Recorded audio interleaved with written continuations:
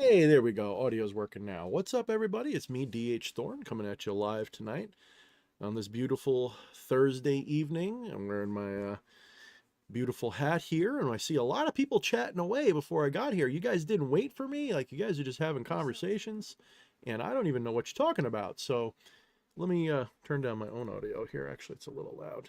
Your sound's good. Thank you, honey. All right. So, what's up, everybody? Let's have a proper hello to everybody, especially the new people. Let's see. Let me pop the chat out. I didn't have time to set up properly. Let me see here. There we go. Not top chat. That's a good way to make sure that people who are shadow banned don't get to say hi. We've got Asian Kid, who apparently is friendly with an old fan favorite, Wyatt Coverdale, who got his life out of Hawk, according to a recent comment. He extricated himself, or was extricated, rescued from a rather uncomfortable bunch of circumstances, and we're glad to hear that he is back and on the prowl, and hopefully he will have some interesting questions for us tonight. In the meantime, let me see here. We've got George Coggins. What's up, George Coggins? We've got man, a lot of the same people. Where are we going here? Wyatt, Asian Kid, George. You guys have been chatting away over here, guys. No offense, but damn. Joffrey saying he couldn't keep Discord on his phone, so it's causing problems. I get that. We will occasionally be doing movies again. I'm actually thinking about doing another movie pretty soon. Something else fun, but we'll see whether, who wants to join us. Jay Baldale, happy Thor Day with the W there. Yes. Kristen Heinekainian. What's up, Christian? How are you doing? Heinekainen. I always say that wrong. I know it's like, you made it like a tongue twister for a Long Island guy like me, Christian. We're just going to call you Helnikian. I always like Helnikian better. Let's see. Who did I miss? Jose Munoz. What's up, Jose? What's going on, brother? Ninurta. What's up, Ninurta? Hopefully everything is all right with you and my dear friend. Yes, I have seen that Kissinger is dead. They removed him from the board. Do not think for a moment that that was old age. There is no way that was old age at all. There's a lot of things playing out right now that if you're tuned in, you know are playing out. If you're not tuned in, then you're going to find out very soon. But there's a lot going on behind the scenes, and it's no longer really behind the scenes. It's sort of like, have you ever had well, I guess it wouldn't be relevant today as much, but back in the 80s or 90s, a lot of people had gay friends that were like in the closet, but they weren't really in the closet. They were just kind of standing in front of the closet door, like you knew, but like they didn't admit it.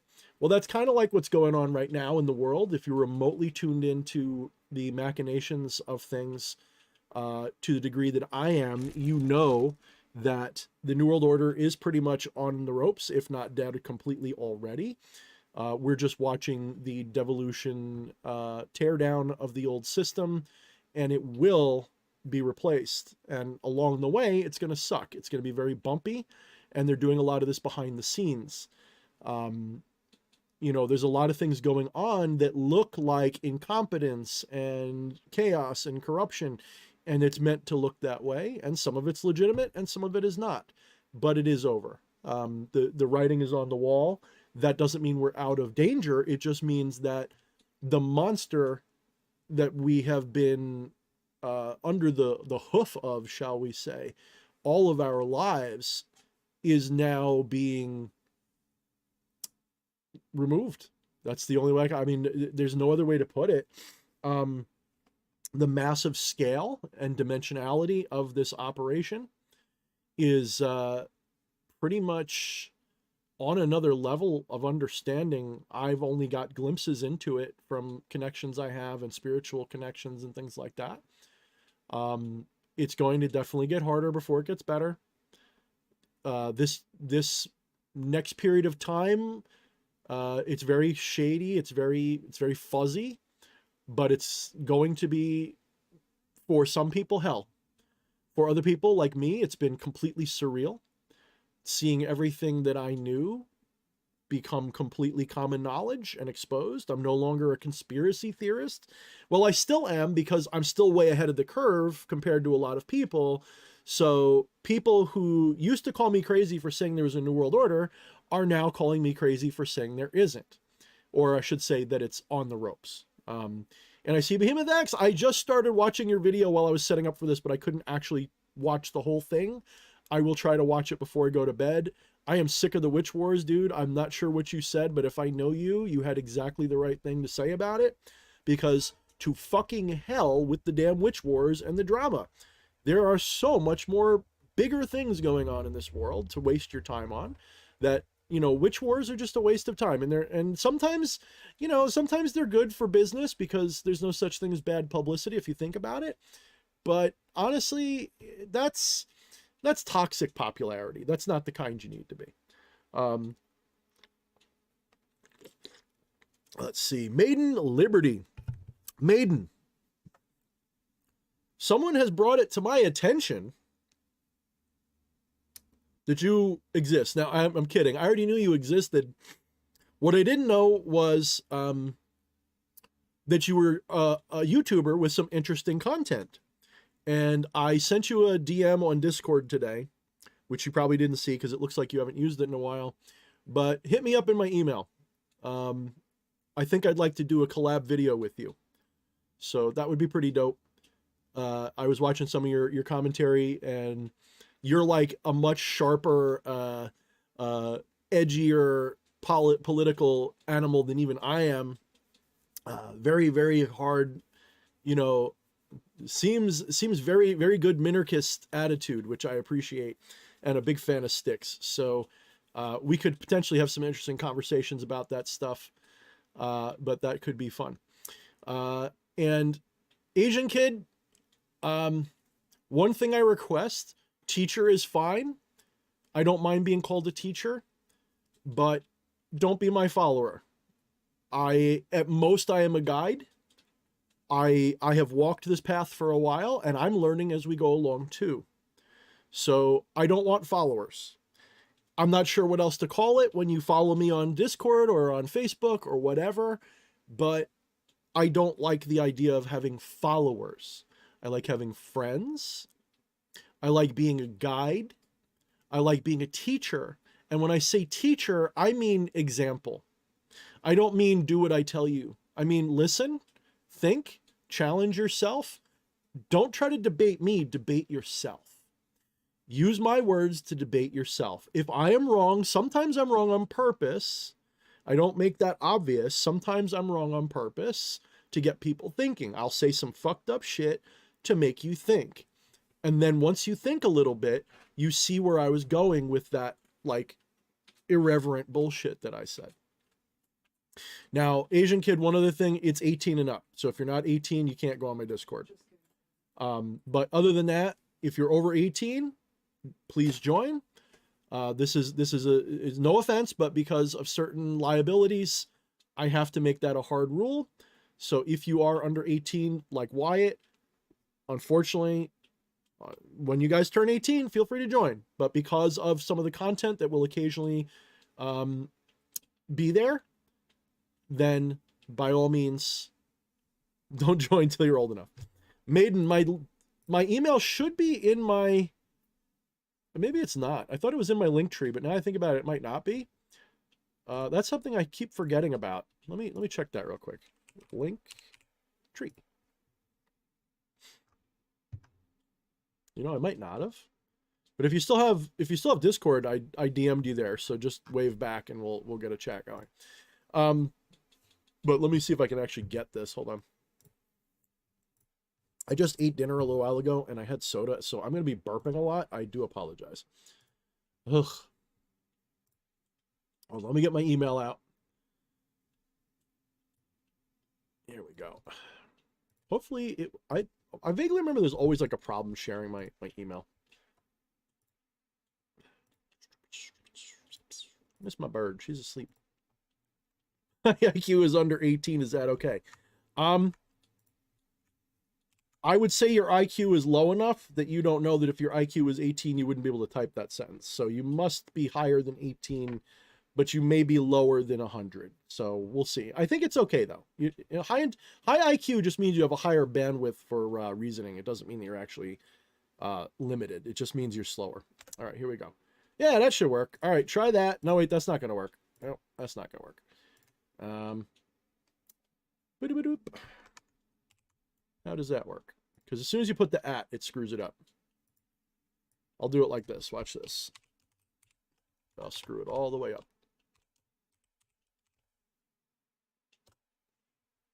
Yeah, there we go. All right, try to copy that. That should work.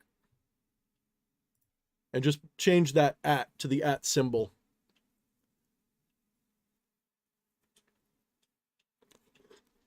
Ugh. Honestly, you're not missing that much on the Discord because it just hasn't been that super active. It's been mostly like little conversations here and there and memes mostly. But it is a fun place to hang out. We do watch movies from time to time. And it's cool that way. So it is a fun place to hang out. But we've been a little inactive lately because honestly, when Fleshy was more active, you know, he's got his own life, and so he's kind of stepped out of the public eye a little bit. He and I still hang out every week. We still play games all the time. We're still best buds. But we don't do many streams or anything anymore because it's just not really something he wants to do. But he did actually express interest in doing a stream again some point soon to have some fun. So when he's ready to do that, I would love to have him on for, you know, but honestly, he likes hanging out and stuff like that too. So maybe we'll do another movie night soon when he's able to join us, like on a Friday or something. But, all right, let's see. We got Kiki here. What's up, Kiki? I love your logic. Sorry if that's weird to say. Assuming you were saying that to me directly, that is not weird to say. There's nothing wrong with appreciating someone's thought process. Sometimes I don't even know where my shit comes from. I wouldn't even say that it's necessarily a thought process. I kind of stream from source, if you will. A lot of what I say just sort of pours out of me, but I contemplate things constantly. Maybe it's a byproduct of my, you know, neurodivergent nature. Even if I have no thinking going on, I am contemplating constantly. In other words, I don't always visualize or subvocalize. Sometimes I just know things. Like I just, and there's no words in my head. I just have a understanding. But there are times where I will sit there and I will just think and reason and meditate on ideas. So you could say maybe, you know, I am learning all the time by that method. And then when I do these talks, I'm just channeling that from memory, I guess. But I don't think so, because there's times I say things like I'm surprised in myself when I say them. So it could just be I'm a good channeler. It's possible. Shift Happens says, sup? And Satanovision says they didn't understand any of that, but it sounded nice. That's good. I'm glad it sounded nice. All right, let's see.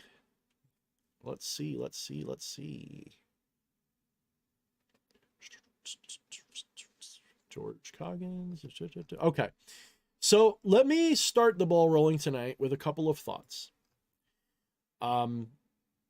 There is a lot of stuff going on in the world that I would like to talk about. I think it's all sort of interrelated. And I would like to discuss a lot of those things at some point tonight. I may actually have to go over to Rumble to talk about some of the other stuff if it gets a little contentious. I don't know if it will. I would like to start using Rumble a little bit more. I am planning to in the new year. I'm probably going to buy a subscription to what I need to dual stream so I can run my streams on both at the same time so I can get away from some of the crap. And that way I can just sort of end the stream early here and people will be ready to move over. Because I really want to support alt tech more because big tech sucks. But let me before I even get into anything, let me let you guys know I do respond to questions and comments. I personally prefer, if you would please, if you want me to read it, comment on it, or catch it. If you have a question or something you really want me to see or read, there are 3 ways to get me to see it. 1, obviously a super chat. I don't require it, but it's always appreciated. 2 is all caps. You can put your question or comment in all caps. That is a good way to get me to see it. I'm not saying I will always respond to it, but I'm more likely to. Same thing with adding me. Like you see Wyatt is adding me, Carol's adding me. So if you at my handle, then I am way more likely to see and comment on what you're saying. but I do try to go through and read everybody's, you know, comments. We'll put it that way. Wyatt's talking about, I think John McAfee. If you're talking about John McAfee, I don't believe he's dead. I think he faked his death to protect himself, and I think he is in witness protection. I think there will come a point where hopefully he will reveal himself, or maybe not. Maybe he'll just live out his days in obscurity. That's probably good for him. I don't think he's dead. I've got my reasons to believe he's still alive. It doesn't feel like he's dead. It feels like he's still alive. George says Scranton is literally a crack in the ground with miles of. I don't know what it is about Scranton. The whole area was just kind of cool, but I know what you mean. It is like just a crack in the ground. You're not wrong, but there's something about it. I like the way it's like a city in a valley, and everything around it is just beautiful, pastoral, just like rural happy land. You know, so that'd be pretty cool. Let's see.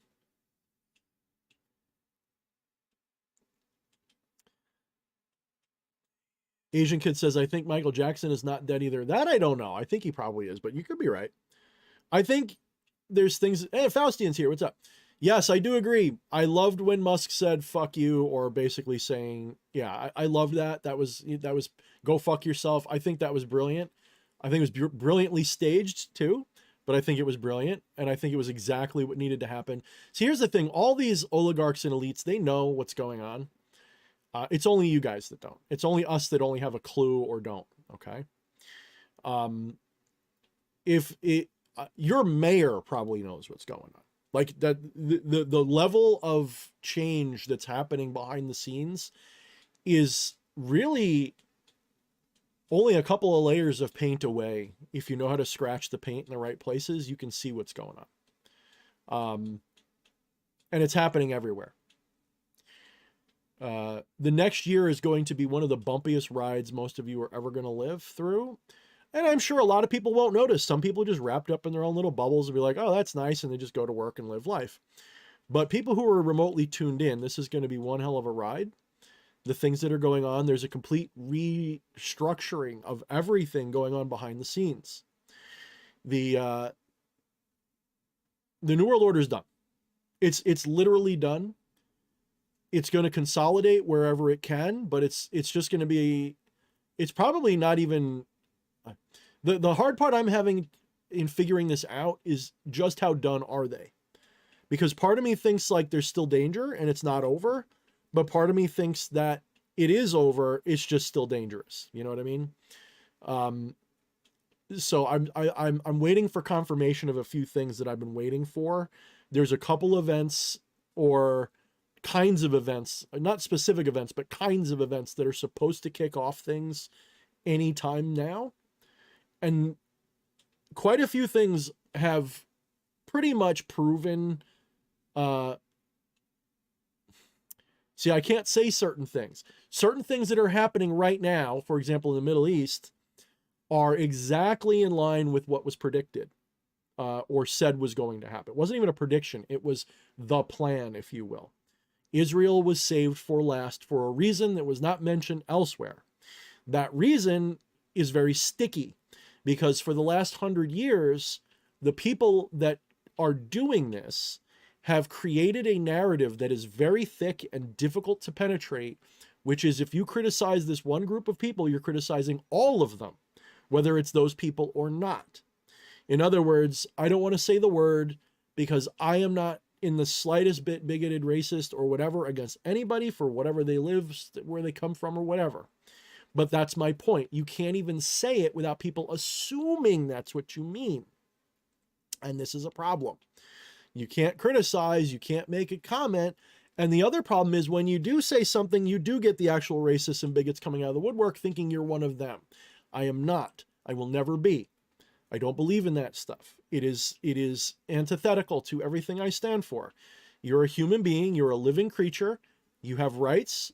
I believe that you deserve every bit of those rights. You're entitled to them. Dignity. Okay. I am philosophically Luciferian as the day is long. I am libertarian as the day is long. I will never compromise on those ideas. You'd have to put a gun to my head to pretend. I'd have to pretend that I didn't, but I would still in my heart believe in them. Those are my philosophical ideals. So I am not going to ever, ever, ever have the opinion that because someone's skin color is different or their religion is different, that you must be destroyed, silenced, or whatever. This brings me to topic number 1. Before we get to the whole timeline discussion, every single one of you, hopefully, will be listening to this carefully. One of the most egregious issues with the average human being's mind is dogmatism.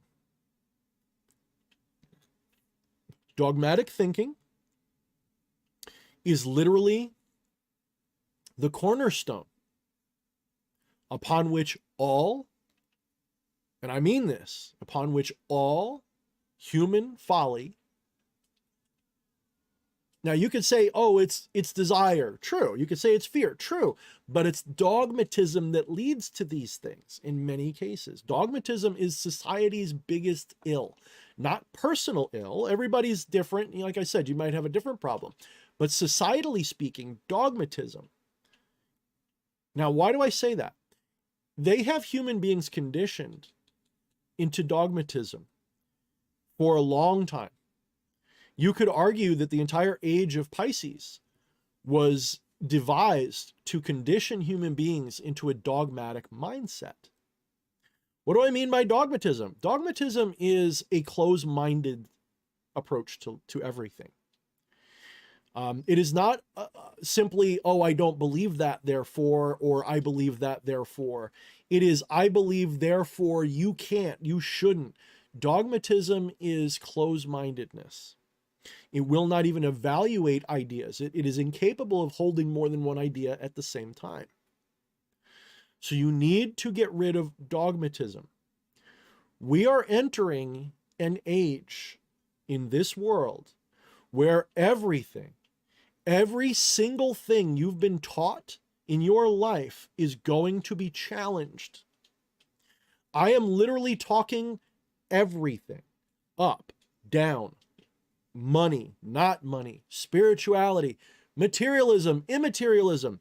Every single thing you've been taught is going to be challenged very fucking soon. Every sign, the writing is on the wall and every sign is there. You have people like Tucker Carlson having conversations with people about ancient aliens. Tucker Carlson, conservative Tucker Carlson, who, whether you like him or not, has always been in opposition to the globalist establishment. You could argue, you could say he's compromised, he's not compromised. I don't care, because I'm not dogmatic. I don't look at people and go, this person did X, and so therefore I can never like this person or talk about people again. People have this sick mentality that if a person fails once to please them, they must be excommunicated from this world.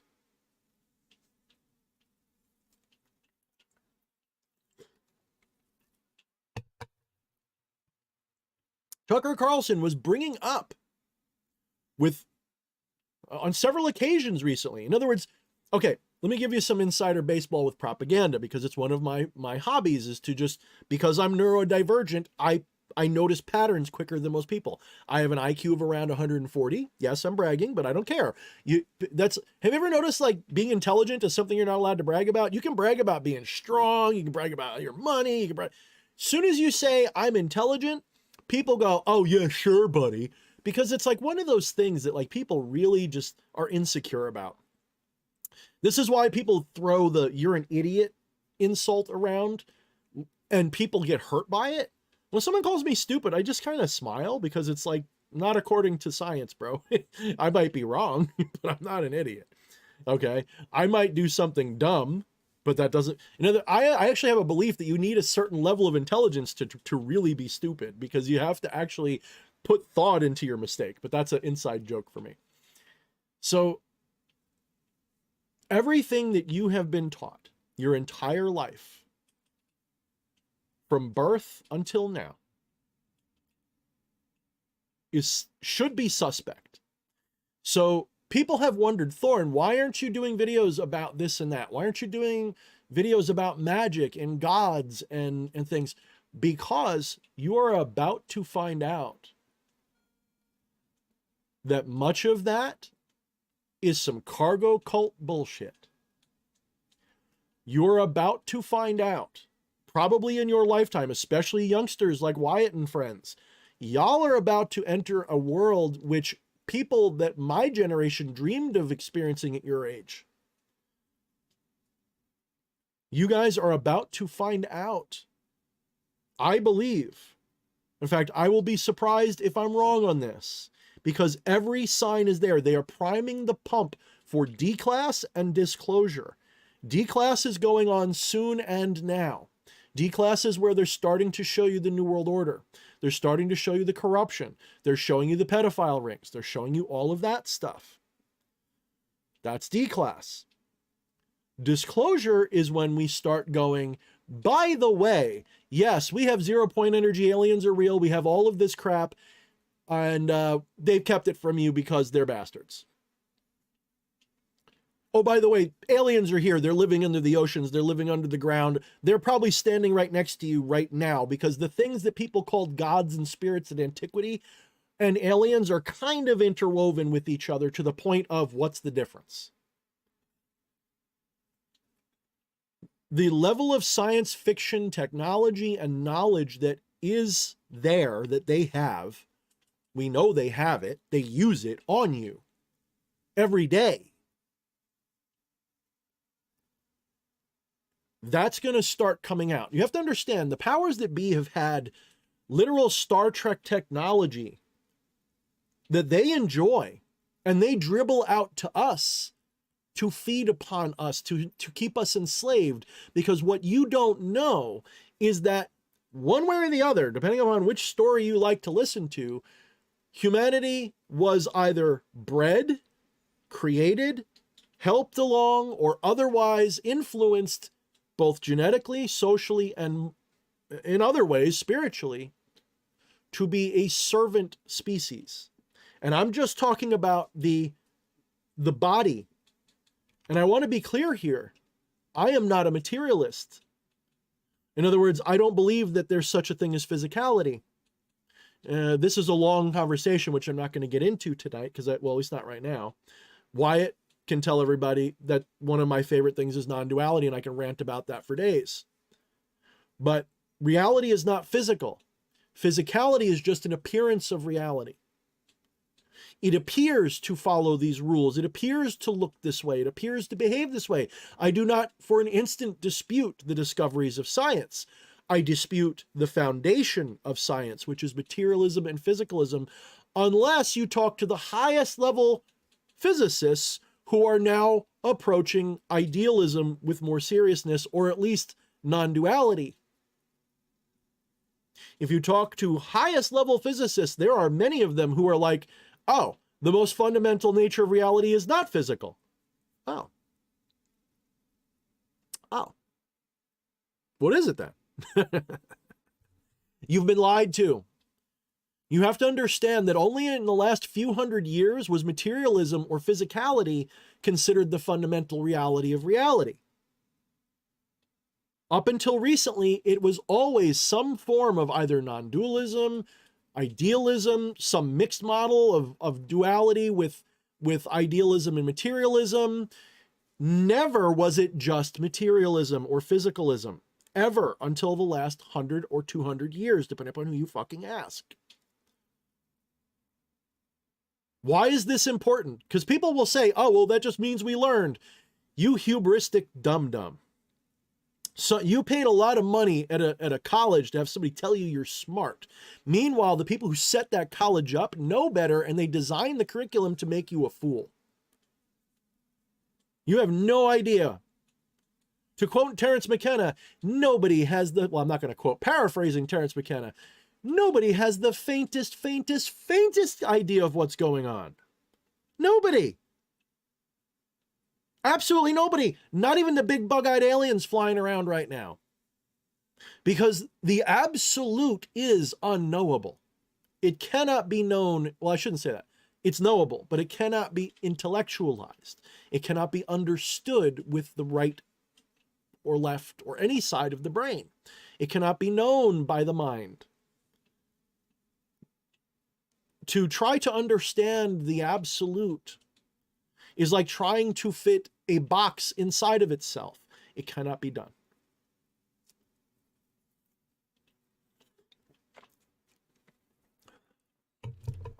That's right, Jockster. And some of this is being done to, you have to understand, in 2020, I called it, and I didn't even know what I know now. I said that we are about to go through a crucible period, and it's going to be the biggest, most important thing in your life, and not to be afraid. And I was completely right. Little did I know why.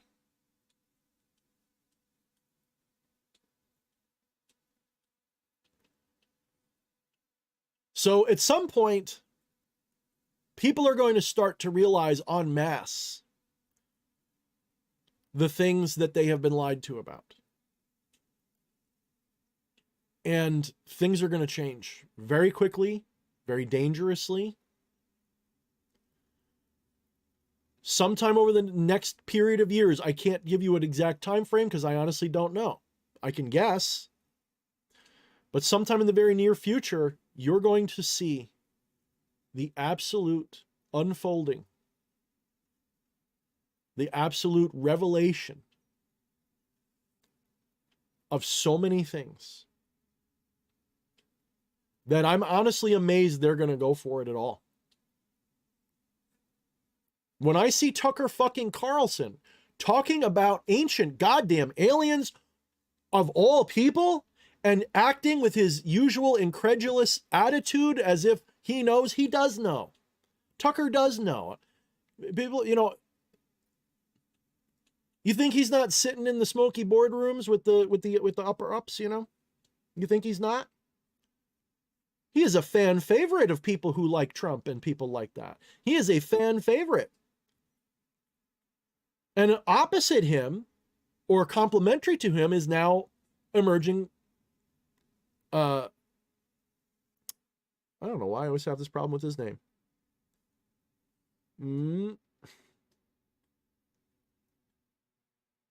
Russell Brand. Thank you, Russell Brand.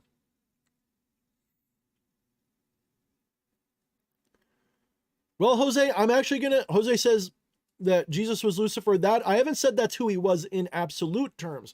I present to you guys different arguments and different evidence. The Gnostics believe that Jesus was Lucifer. But here's the deal. 90% of your religions, your deities, your spirits are cargo cult,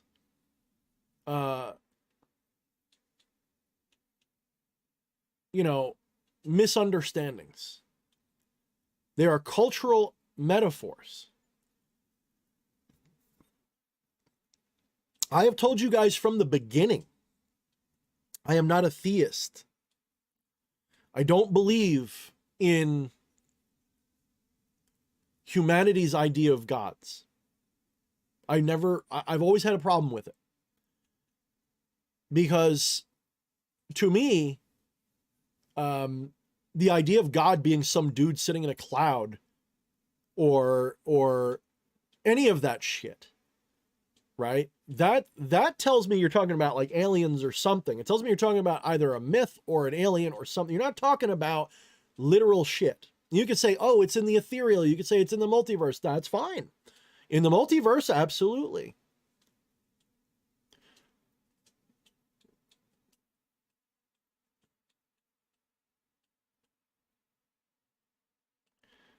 Slim, I'm not giving him credit.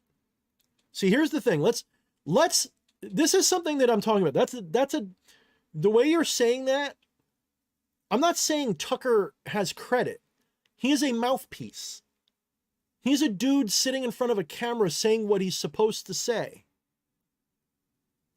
If I gush about an actor's performance in a movie, does that mean I think that they're good or that I'm giving them a lot of credit?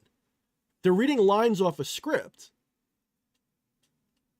I'm not giving Tucker credit for anything. I don't know Tucker from my well, I know my asshole. I don't know Tucker from your asshole. I don't know Tucker at all. Tucker's just some egregore. Just like Trump is an egregore. These are figureheads, guys. Get the cultish mentality out of your head. All I'm saying is Tucker is a source.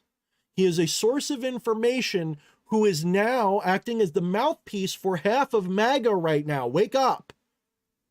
Tucker is deeply, deeply embedded in the MAGA circle now, and he's talking about aliens. MAGA is opposed to the New World Order. Trump is an operative, a face, a figurehead that is... It's not semantics, Slim. You're putting words in my mouth. Good, you don't like Tucker. I don't care. Go throw a curse at him. I don't give a shit. He's a mouthpiece. I don't know what he knows. It's not semantics. When people say that I'm using semantics, that's bullshit. That's a spin. You're not listening. Tucker is a mouthpiece. He's a figurehead. With all due respect, Slim, he is a mouthpiece. You're judging the messenger. Listen to the message. Please, I'm imploring you. Pay attention to what they're doing. If you go, oh, I don't like Elon, so I'm not even going to listen to what he says. I listen to people I hate to know what they're saying. I can't say I do it all the time. Some people just make me barf. You know, I won't listen to, well, I won't even name them here, like Hassan Piker. I won't even listen to these people. But you got to listen to you got to listen to what they're telling you. You've got to learn to understand propaganda. They're doing propaganda. Tucker is a propagandist. That is his stock and trade, is propaganda. His job is to present narratives to shift the Overton window. When you start to understand how that works and then go, why is Tucker Carlson talking about ancient aliens? Dude, they are priming the pump. Wake the fuck up. I don't know what he knows. I mean, I know I said he knows stuff. Maybe that's what you're responding to. I realize now that's probably what you're responding. When I say he knows stuff, I mean, he's behind the scenes, okay? He sees things you don't see. I don't mean he's like an educated occultist or anything like that, okay? What I'm saying is that he's deeply embedded with the people who are engineering society. And he knows what's coming, or has a better idea than we do. And there's a reason he's talking about the ancient aliens thing now. Because it's coming fast. Full disclosure and declass is coming very soon. And most people are going to be beside themselves as this unfolds over the next decade. The next decade is going to change the world forever. You could say, oh, it always does that. Yes, but I'm saying this is going to be biblical year zero type shit in your lifetime. I'm never 100% about anything. It's okay, Slim. And by the way, if my tone sounds negative towards you, I'm just feeling the stream, bro.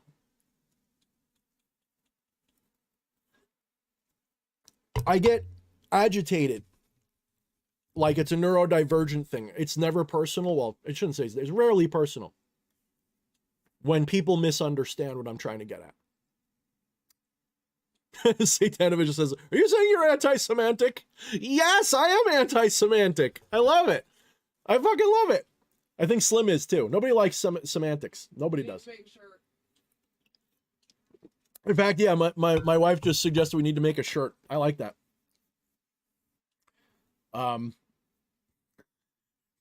There's got to be a way to do that, to be a total troll. So it says I'm anti-semantic, and like I don't know if I'd want to risk putting like a star on it or not. But that would be a fucking brutal, savage fucking troll. I think even for that I could get canceled just for the joke. All right, cool, Slim. You got me then, because that's my energy. It's one of those. It's my New Yorker thing. It's not. I'm not proud of it. It's just how I am. What I'm saying is that the things I'm seeing are very hard to articulate because they're so big. The things that are moving and changing right now are so big, and we're still in the early phase of the revelation period. And so a lot of people are not up to speed. It may take 5 or 10 years before even people that are tuned in are up to speed. I'm actually not in the front of the curve. You know, like on the early adopter bell curve, I'm not with the normies at all, but I'm not with the first early adopters. I'm more of the, like when I was hanging out with my wife and Siege about 4 weeks ago, a little bit more than that. I think that was when I said it. I'm like, you got to understand, I'm like an Overwatch type of person. Like, I don't necessarily go first, but I am very observant and I watch what things are doing. And I will, if someone else wants to go first, I watch very closely what they do and I try to keep them safe. I don't just go, okay, you go trigger the trap. And then, I, while they're going into a direction, I watch the whole scene and I see all the parts moving and then I act that way. So when it comes to this stuff, I don't like to be the first one to claim something. I don't like that because I'm just not comfortable with it. I prefer to watch the whole picture. And then once I think I've got the picture, I start to help. I start to get involved. In this particular case, it took me a while to catch up. And there's still so much that I don't know.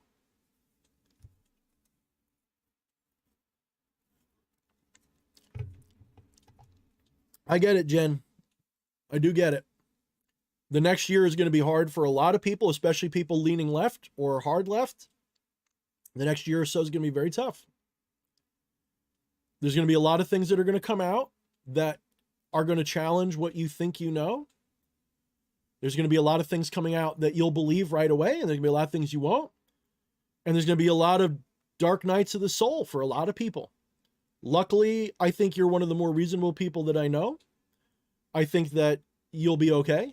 I think you're going to be fine. I think you got a good heart, and I respect that. So, you and I both know where each other stand, and we agree on the parts that matter. I love that. I'm a hard-leaning middle finger. Woo! Fuck yeah. I love that, Jen. Hell yeah. Actually, let's do it this way. That's the Gen X salute, right? Fuck you. I love it.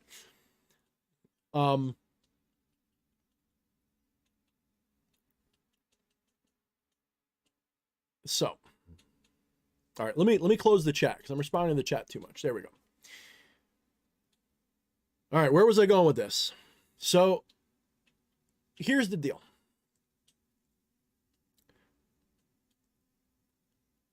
Every moment of your life, every moment of your incarnation is a choice. You're not conscious of every choice, but every moment is a choice. To use the analogy of dreaming, when you are dreaming, everything that happens in the dream is something you are doing, meaning it is your choice. There is not a dream you've ever had, unless we have a very wrong understanding of how we dream, and I don't even mean with the brain, I mean just the fact that we know we're doing it. When you dream, the dream is always your own doing. There is not another person shaping your dream for you. Your dreams come from you. But you're not aware of that fact. Every normal dream, you are totally clueless that you control it. When there's a monster chasing you through the woods in a dream, any moment, if you get scared, you could snap your fingers and turn it into a little kid with a cotton candy bag or something. I don't know. A little kid with a bunch of balloons, and it's not, well, maybe that would be more scary. Let's turn it into something you like, right? You can snap your fingers and turn it into anything you want.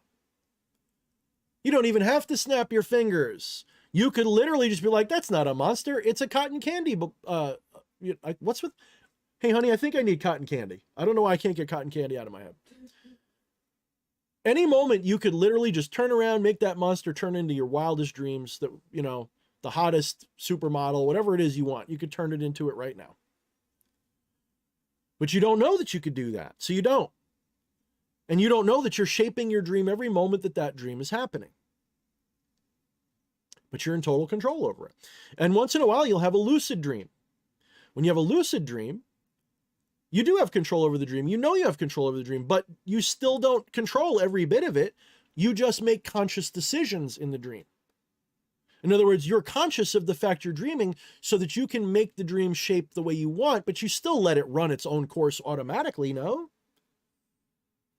And even when you're not having a lucid dream, you can still control the dream, just not in the sense of, I know I'm dreaming. It's more like, I'm being chased by a monster through the woods. I don't realize I'm dreaming, so therefore I have to escape the monster by hiding behind these trees or turning around with a sword I found on the ground or something. You've got to do something mundane to defeat that monster. If you suddenly have a lucid dream, you can literally turn around and turn it into a cotton candy bag. Sorry, I'm just going to say it for jokes now. That's going to be a new meme for Thorne. Thorne and cotton. Somebody, I request a meme of D.H. Thorne with a bag of cotton candy. No, I'm kidding. So when you have a lucid dream, you can adjust the dream more consciously. But you still don't micromanage it, yet every moment of that dream is a choice that you're making. Subconsciously, unconsciously. So, using that analogy, now let's zoom out back to mundane life. Every moment of your life is a choice. You're just not conscious of the fact that you're choosing it. You're not conscious of the fact you're choosing to be here and now as opposed to somewhere else and someone else. Because you don't realize that space and time are an emergent illusion. What you call reality, this universe, the multiverse, is a reflection of consciousness. So your life,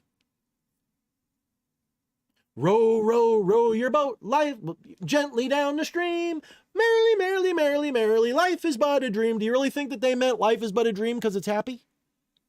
Or is that some deep shit? Life is but a dream. It's a dream in whose mind? Whose mind is this dream in? Is it your mind? Or is your mind part of a bigger mind's dream? And so on. Where does the Russian nesting doll end? Well, what if I told you that ultimately there is only one mind, one consciousness, it's all the same thing, and that we're all just alters of that mind, little fragments of it. We're thought processes, we're ideas. In fact, we're not that at all. We're the consciousness in which and of which that appears. We are the consciousness that that is a reflection of.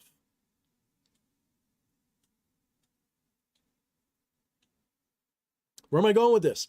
Every single moment of your life is a choice, whether you know it or not. It is a subconscious choice, an unconscious choice.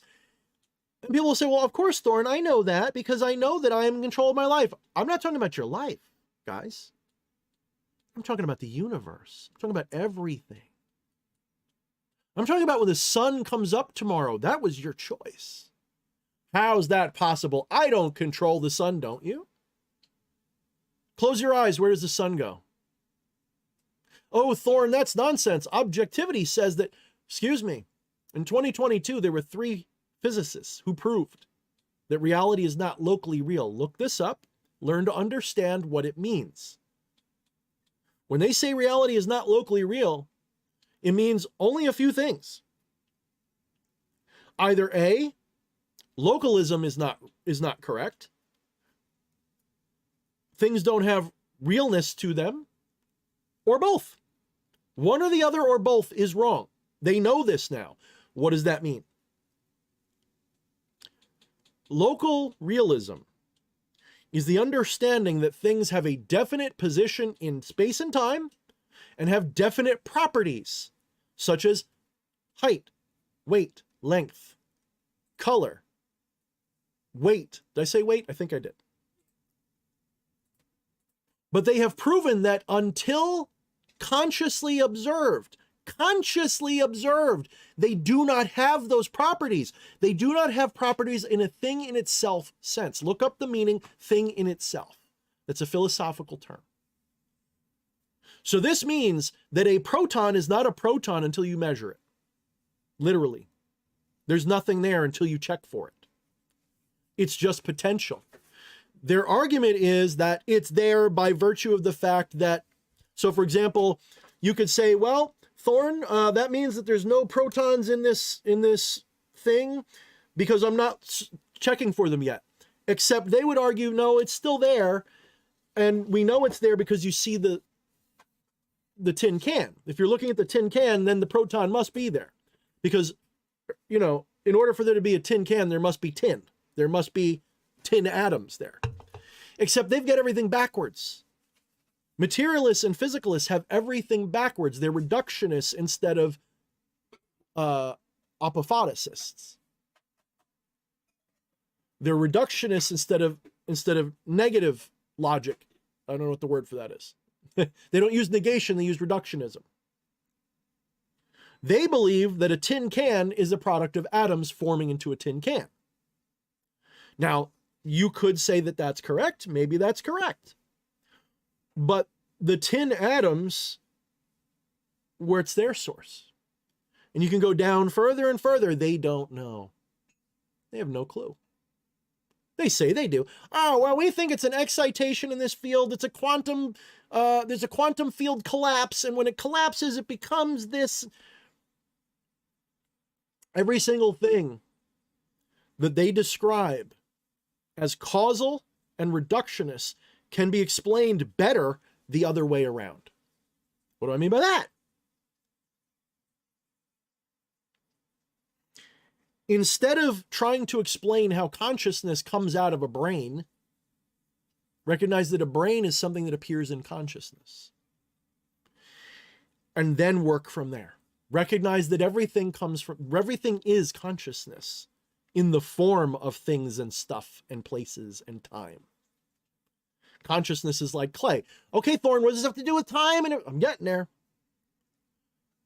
Time is a construct. Time is a form consciousness takes. It is not real in and of itself. It is emergent. Space is emergent. Science knows this. High-level physicists will tell you everything we think we know about physical reality is questionable. Don't listen to Neil deGrasse Tyson. He's an operative, a propagandist. Go find the real physicists, especially the ones that are a little bit fringy and maybe not welcome to the wine and cheese soirees that the elites go to, the ones that are not part of the academic establishment. Look up people like Donald Hoffman. Look up people like Bernardo Kastrup. Listen to them very carefully. Every moment of your life is a choice. You, both small you, higher self you, and the ultimate self you, are choosing. You don't have to be here. You don't have to be now. You can be anywhere and any when, or nowhere and no when. All of them are available. Alpha said before, anything you imagine is real.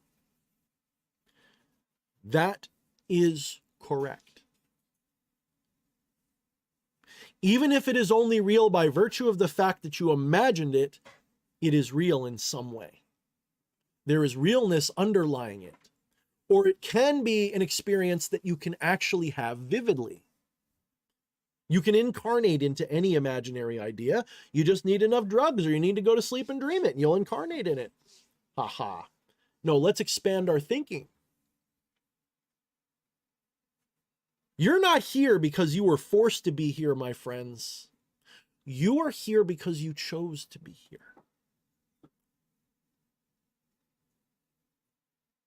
And I'll have somebody come up after I say something like, Thorne, you're sounding like one of those New Age love and lighter. Shut up.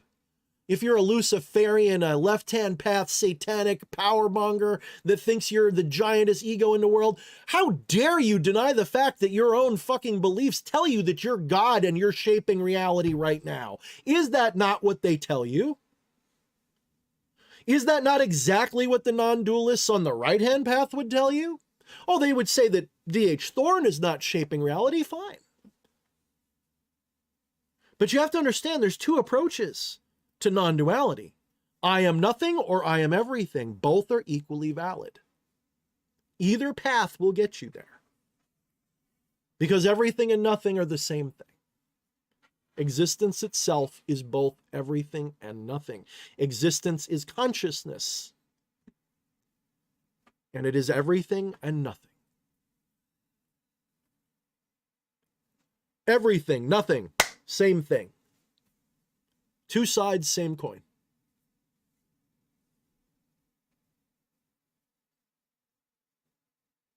What makes a coin valuable? Well, fiat money, the face on it makes it valuable. What makes it valuable in real life? In the real world, the ancient world, what made a coin valuable? When they coined the phrase two sides of the same coin, what did they mean? It's the silver or the gold that makes the coin valuable, not what's stamped into it. That just makes it official. So when we say that everything and nothing are two sides of the same coin, we're saying both of those are just a side or a face that reality takes. And it is reality that we're interested in, real reality. What does this have to do with Ascension Timeline, Thorne? I'm getting there. You see, as of right now, this moment, I know for a fact that this incarnation, this guy, is existing in a timeline that goes by many names. You have the Ascension Timeline. You have the Golden Path Timeline. I forget if the Hopis call it the Golden Path or not. You have, so the Ascension Timeline, the Golden Path Timeline, the Revelation Timeline, the Great Awakening Timeline. That's my other favorite. I prefer Ascension, Great Awakening, Outpouring. Those are my three favorite words for it. If you're listening to this stream, you can have no doubt that at least right now, this moment, the voice you're hearing, you're in the same timeline as me. You managed to take the right fork in the road at the right time. Somewhere you chose to be here. How do I know that? Because I know only a few months ago, I was on the other timeline. My wife's been here through this transition. I think she followed me. I genuinely do. Now, what do I mean by that? I don't mean your body shifting timelines, my friends, because you're not your body. You are the mind which manifests this body. You are the consciousness which witnesses this manifestation.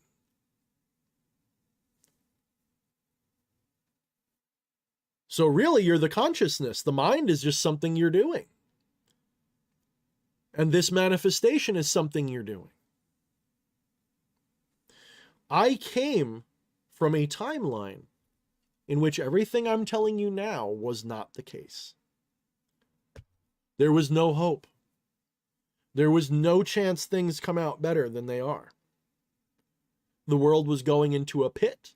The New World Order had won, and we were watching the slow collapse of our civilization in preparation for depopulation. Now, yes, I must warn you. Just because you're on this timeline right now, you could choose to go back. You could choose to be in a different one. There are no guarantees because you are effectively God dreaming you're not God. So you could have any timeline happen to you from this point forward if you're not careful. Now, of course, if you liked the idea that the New World Order was promoting, namely depopulation and 15-minute smart cities where your thoughts are controlled. If you like what the Irish government is doing to the Irish people who are pissed off that they're getting stabbed and being called racist because they can't take it anymore, fuck you. Then you get off this stream, and I hope you enjoy that dystopia because it's coming for you, and I hope you get it.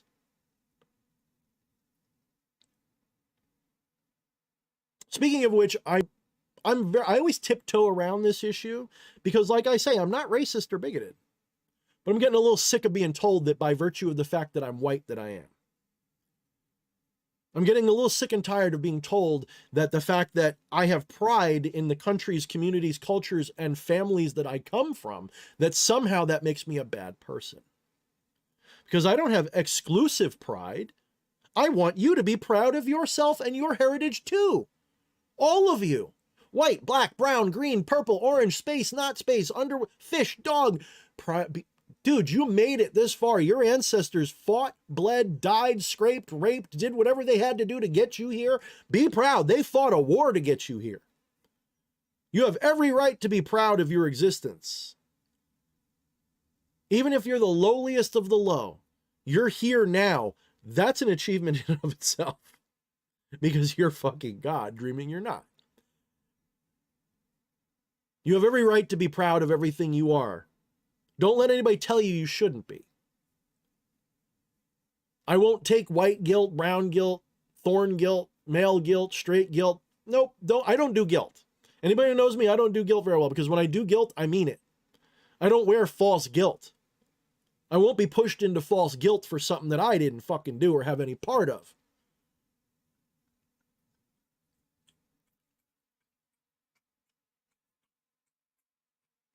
So we're done with this. This timeline is shifting fast. You better get on the right side of it. You better understand it. You better start looking into the things they tell you not to.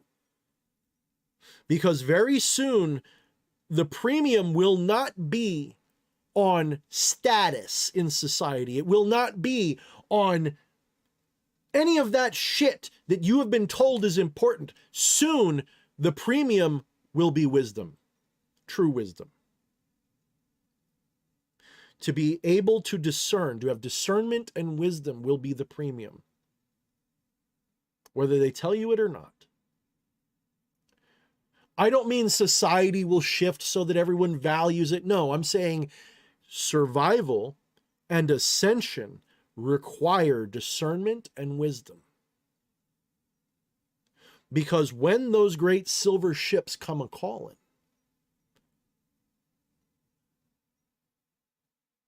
when D-class happens, when disclosure happens, the only ones who will not be struck blind, deaf, dumb, and retarded from it are the ones that were already prepared mentally for it. You cannot be a dogmatist and be able to receive what is coming.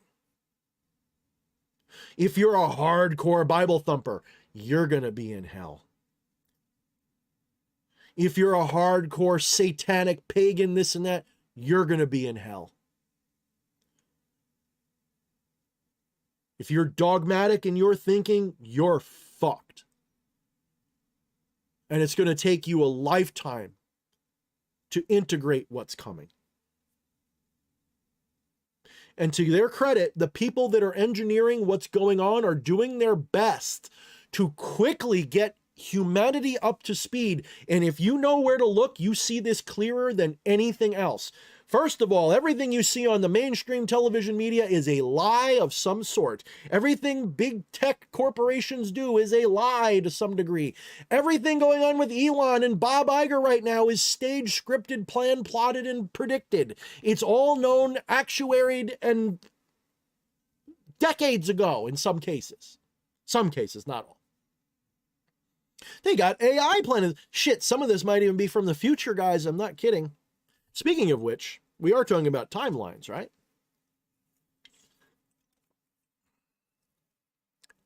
You've probably heard of Terence McKenna's time wave zero concept, where he believes that the past is shaped by the future, not the other way around.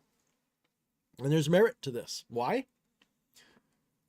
if you extract or you step out of the time-space paradigm, in other words, you realize non-duality in some form, whether it's a Hermetic version, an Advaitin version, a Buddhist version, a Neoplatonic version, or whether it's non-duality, qualified non-duality like Vishishta Advaita or Kashmir Shaivism or anything, or pantheism, any of these monistic views will tell you that any mystical tradition worth its salt, one of the first things they tell you to blow your mind is that space and time are not real. They are emergent. They are an appearance of reality.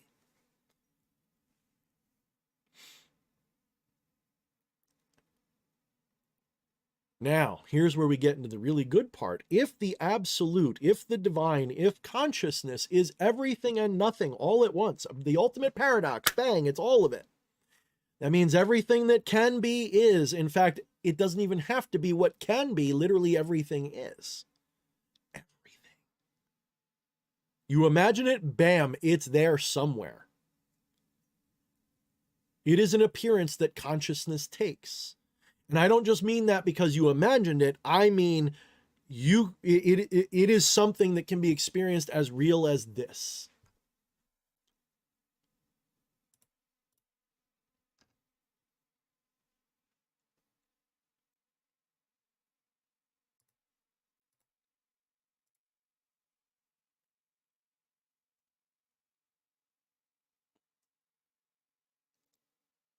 Why is this important? Because you have been indoctrinated into a conceptual matrix in which causality rules. Now, causality, the kind of causality they're talking about is physicalist causality. It's not mental or non-dual causality. It is physicalist causality. You've been taught that in order for X to happen, Y has to happen first. In order for Y to happen, X has to happen first. You've been taught that time is moving. Time doesn't move, you boobs. I mean that nicely, of course. You know me, guys. I'm a little irreverent. People are like, Thorne, you're never going to be popular if you're insulting people all the time. Cool it. I'm being funny. Calm down. Maybe it's not funny to you, but some people find it funny. Talk to me in person. You'll know what I mean. I'm not like this. I'm usually very mellow. These boneheads that are indoctrinating you and your children and your parents and everybody that you've ever known have indoctrinated you into this idea that things necessarily always follow A, B, C, D, E, F, G, and Z doesn't happen unless A happens. However, the reality is the entire alphabet was always there from the beginning. The Big Bang to the heat death of the universe is a semi-cyclic event. It is a spiral matrix of time. Why do I say spiral? Because it's never exactly the same twice. Even if it's just one little particle is in a different position, it's going to be different. Imagine a spiral, it's like a circle, but it never actually connects with itself. It just keeps going forever. What if that, I had like this interesting little image in my mind, like a spiral that leads to another spiral, and that turns into another spiral, and it's just like a fractal spiral just forever. Imagine that shape. That'd be really cool, right? What if that's the multiverse? That's what the Hindu tradition tells us, is that it's not that time is cyclic, it is cyclic like a spiral. That's one way to look at it. Another way to look at it is that time is not there at all. And you can go anywhere on that timeline you want.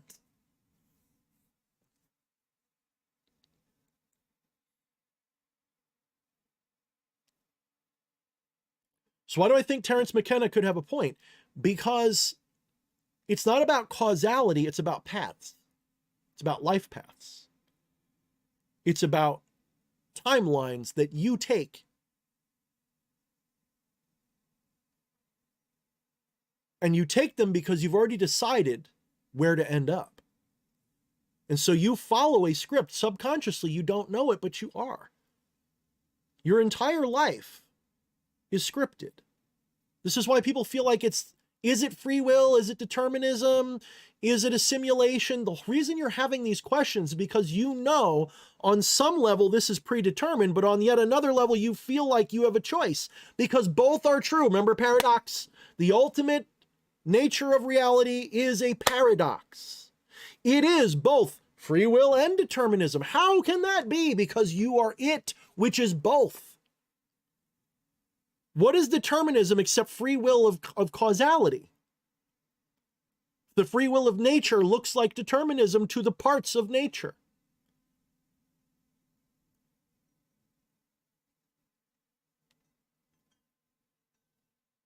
A person on a Ferris wheel, do they or do they not have free will as they go around it? Of course they do. Did they not decide to get on this path that keeps going around and doesn't stop? Yes, they did. It was their will, but now they're stuck. But they're not stuck. They chose it. You see? In that sense, it is both deterministic and free will at the same time. But imagine this on a cosmic scale. Imagine this God doing this. Imagine God saying, okay, this is the timeline I want to experience next. I want to be born, this dude in New York that is going to be named Daniel, and he's going to have this life, and he's going to go through this life and eventually become this dude with the YouTube channel. And then he's going to go into this weird-ass timeline where first he's going into dystopia, and then he's going to go into this Ascension Timeline. And we're going to just leave it at that and let him find out. And I'm going to watch his life moment by moment as him. So yes, like Terence McKenna said, he's not far off. There is a decision that was made. There is a future which is shaping the past which you are now experiencing. But there is no future because past, present, and future are the same thing because it's all existent right now. As I said, the alphabet is not A, then B, then C. It is A, B, C, D, E, the whole thing. The multiverse is the same way. The multiverse is a reflection of consciousness. Consciousness is everything and nothing at once. Do you see the logic? Do you see the point? So, if you're listening to me right now, you are on the Ascension Timeline. Because I know, at the moment, that's where I'm going. I don't know what it's going to fully look like. I don't know the extent of it all. I don't know if we're all going to get life extension and I'm going to be whisked away by aliens and come back in 1,000 years and help humanity or what. I don't fucking know and I don't care. All I know is that, honestly, this is the most exciting shit I've ever seen in my life. If you guys haven't seen my energy shift over the last 3 to 6 months, you haven't been paying attention. I went from we're all doomed, we're all fucked, to holy shit, this is going to be biblical. I can't wait. Because even if it's bad, I'm going out with a bang. This is going to be the most entertaining timeline I've ever seen. Even if I'm wrong, let's say I go land in the dystopia one again. Oh, well, at least I get to see Mad Max or some shit for a minute before I go out. Change of attitude changes everything.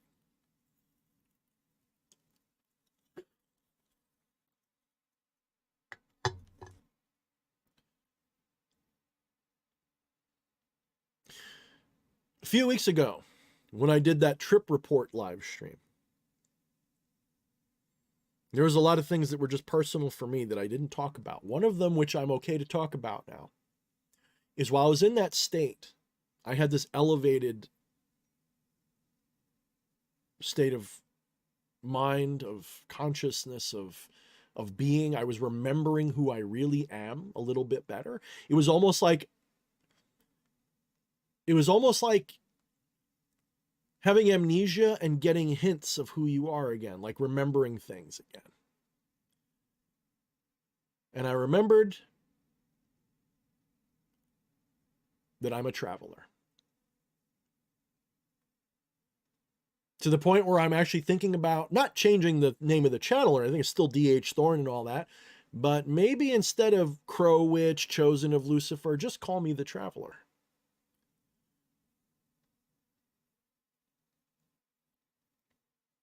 You've heard it here first, folks. Thorne's new rebrand is Thorne the Traveler. That's probably what's coming. But that's not all.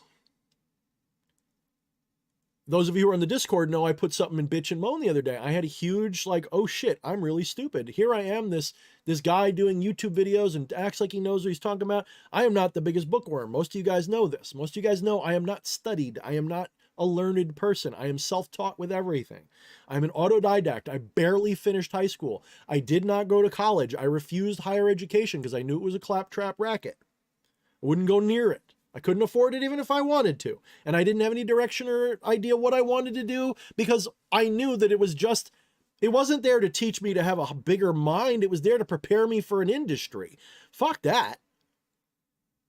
Well, how will you eat? I don't know. Birds eat. I'll find a way to live. I don't give a shit about that. I want to be me. And none of these things that they're offering me feel right. They all feel like a lie. I feel like they're lying to me. I know they're lying to me.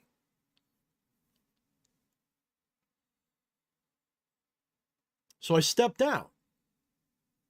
I excommunicated myself from this matrix a long time ago. I just didn't know I did it.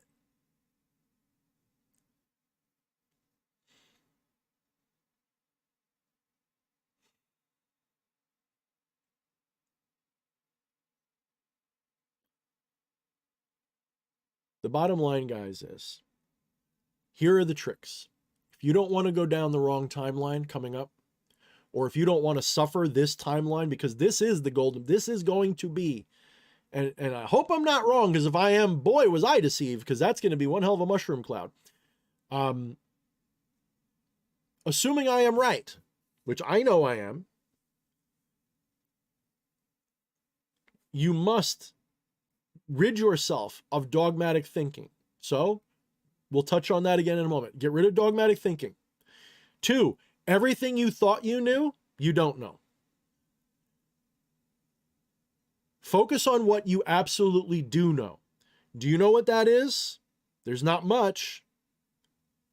There's really only one thing that you really know for sure. Everything else is an extrapolation from that. You know that you exist, and you know you exist because you know you exist. Get it? Consciousness, awareness, is all you know. Everything else is an appearance of and in that. You know you exist, therefore you exist. That's it. Everything else is an assumption on some level. So, everything else you can be 99.99999% sure of, but never 100%. In other words, do not be dogmatic.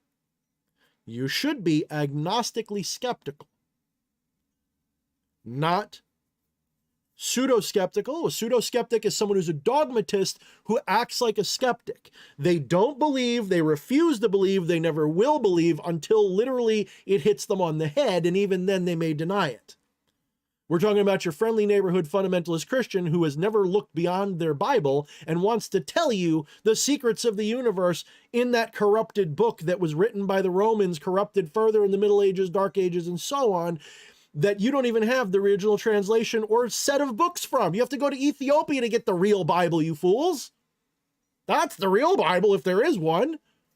They're the only ones that have the complete shit from way back that that they didn't touch it. They have the most original transcripts. You need the Nag Hammadi section needs to be included. You need the Book of the Giants and Enoch and all. And then you need Sumerian myth, you need Hindu myth, you need Native American, South American, Aboriginal, African. You need it all, because when you glimpse all of it, even for a moment, it's so obvious. I don't even know why I didn't see it. I'm a latecomer, and that's because I was deceived. I was told. I was convinced of the materialist delusion for so long. And somehow I figured non-duality worked with that, but I didn't know how. I just assumed it did. I figured there's some way it works and I don't care. Because I know what I know. I know I'm conscious, and I know consciousness exists because that's what I am. I know it, and therefore I know it, right? And I was good enough with that. That was enough for me. Then it clicked. I'm like, wait a minute. They've lied about literally everything from the time I was born.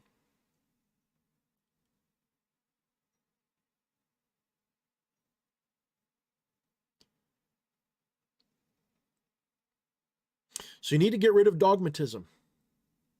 You need to throw that away. If you're listening to me and you're sitting there going, "Hail Thetan," like there's this theistic being sitting there underground that's going, "Thank you for your love, dude." You don't know that. You don't even know what the hell you're talking to. I used to think I did. Thorne, why did you stop doing demon review videos? Because as much as I was having legitimate contact with something, I don't know really what it was. Thorne, you said you did. No, I've always been very clear about how my experiences went. If you ever watch my demon reviews, yes, I speak as if that's the being, but I tell you straight up front what I did. I use this sigil, this name, this experience. Interpret as you will. For all I know, that was a liar. For all I know, that was just a mask for something else talking to me. For all I know, I'm literally sitting in a fucking zoo somewhere, and there's some alien dude wearing a Lucifer mask showing up and going, "Yeah, I'm Lucifer, sure. What do you want to know?" Look at your ancient mythology and start to realize we don't have a fucking clue what's going on. We don't. Someone might have a better idea, but no one knows. Not even those dudes in the silver spaceships flying around. That's the beauty of it. There is no ultimate matrix of understanding. It all comes down in apophatic fashion to the one thing we all know. In fact, it's the default thing all beings know when they are born, which must be indoctrinated out of us. When you are born, you know consciousness. You know that's all there is. But you don't intellectually know it. You know it gnostically. Little different. You don't have a word for it. You don't have a conception of it. You just know consciousness.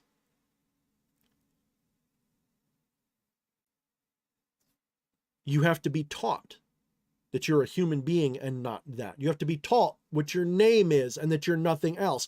I'm not Daniel. I'm not D.H. Thorne. You're not either. That's name and form. That's just labeling. That's superficial. I'm not that. I am consciousness. Same with you. Well, Thorne, that sounds kind of mystical and stupid. You telling me that scientists are no less mystical and stupid when they tell you that you're space-time? What's the difference? Well, there is a difference. Space-time is dead in their philosophy. Space-time has no life, no consciousness. Space-time is this inanimate or animate, whatever, field of being.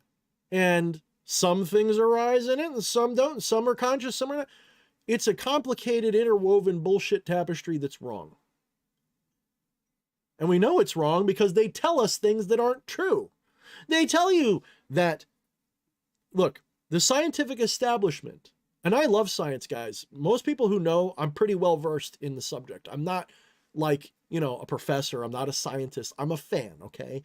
I know science like a football nerd likes football. I never played the damn sport, but I love football. I don't like football, but I'm like one of those people that's never played a game in his life, but man, he knows his fucking sports teams. I'm like that when it comes to science. I've loved the subject for, now it doesn't mean I know everything, but I can sit and go toe-to-toe with Eddie. And he's got things he knows better than me, and I got things I know better than him, and we respect the shit out of each other's knowledge, and he's just an example. Eddie is a very knowledgeable dude about the subject of science. That's one of the reasons I love the guy. Keeps me on my toes. I check things with him, like, could you correct me if I'm wrong, but doesn't this say that? So I am a big fan of science. Do not get me wrong. Science is a great philosophy, a great tool. The problem is it lost its way when it became political. Look, science isn't political. No, it's not. Are you sure? How does science get done? Have you ever looked into this subject a little bit? Have you ever really looked into it? How does science get done? Do you think that it's like it was 100 years ago where some person just sat in his garage and built a time machine or some shit? No. No.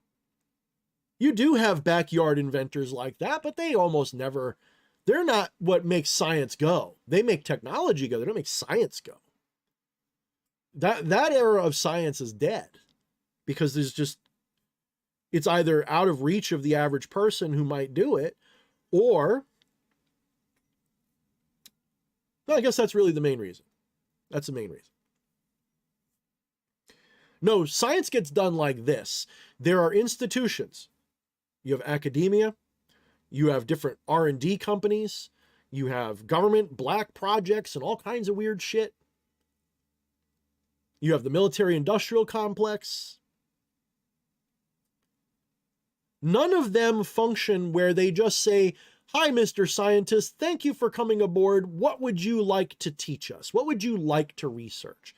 I know they ask that. Don't get me wrong. I'm not trying to make this a binary like they don't ask. Of course they ask them.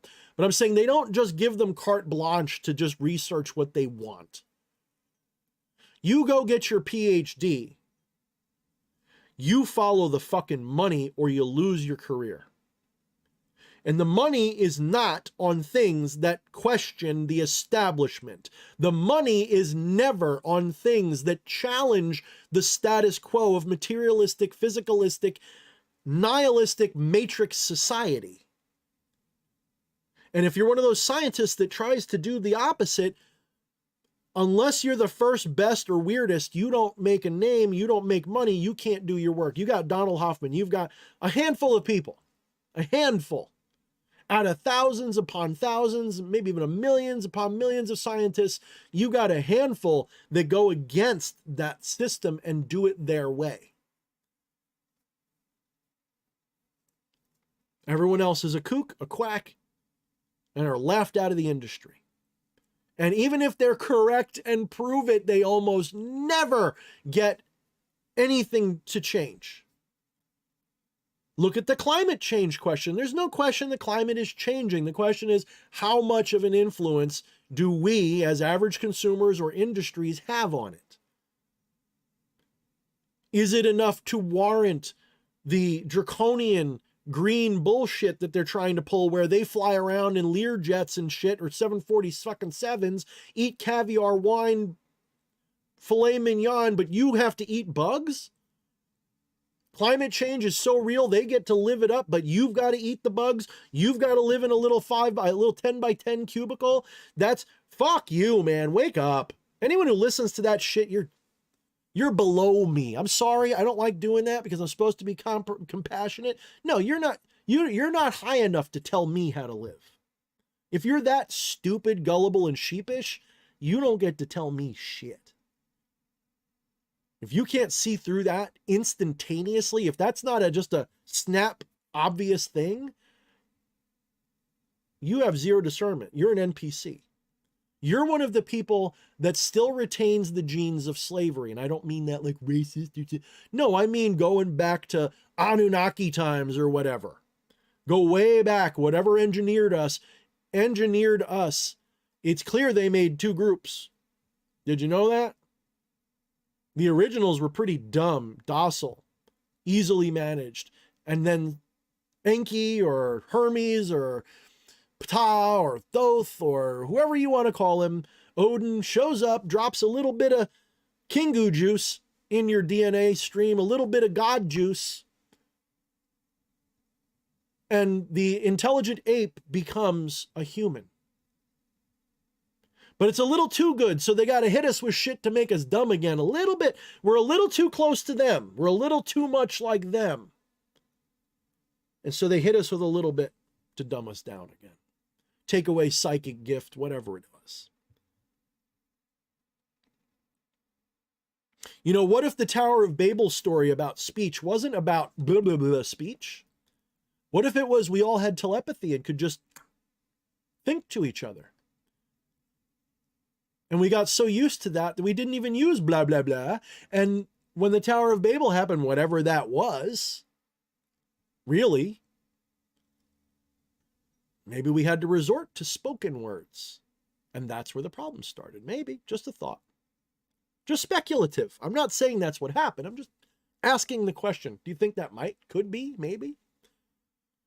Read your mythology. It's all in there. Interpret it correctly, and you do get ancient aliens every time. And I was a fool for not seeing it. I was a complete fool for not seeing it. Can you admit you were a fool like I just did? If you're dogmatic, you'll never be able to do that. I am proud of the fact that I can say I was stupid and wrong. I was wrong and stupid. I was wrong and stupid about almost everything I put this channel through. Well, maybe I shouldn't say stupid and wrong. I should say I was deceived. I was in error. I was arrogant about it. And I'm arrogant about this. Fuck off. I don't care.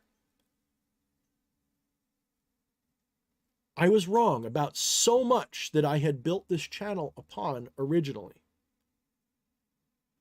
I won't go near the Goetia anymore. You know why? Because I can smell the lies all over it.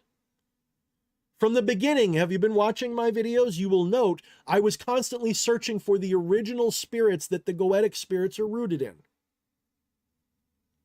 Why do you think I say that Vine was probably Mahis or Mahis from Egypt?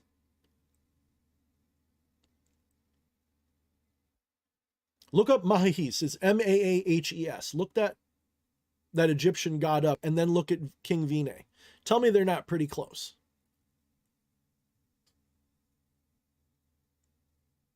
Not name. You can't always go by the name. You got to go by the archetype, by the imagery, by the symbolism. And I'm not even saying that that's who it was. I'm just saying that's who I connected to. It wasn't King Vine. I just call him that. Whatever I was connecting to was Mahis. I know it was Mahis. I can tell. It feels Egyptian. It feels ancient. It feels practically alien. And then I come to find out that some people say that there's aliens called the Lyrans that look like fucking cats and shit. Okay, maybe, maybe not. I don't know. See what I mean? Get your dogma, run that dogma over with your karma and get rid of that shit because dogma is retarded. You don't know. I don't know. Nobody knows. What I do know is consciousness. And in consciousness, I've been communicating with something. And not just one thing, a bunch of somethings. But what are they? I don't know.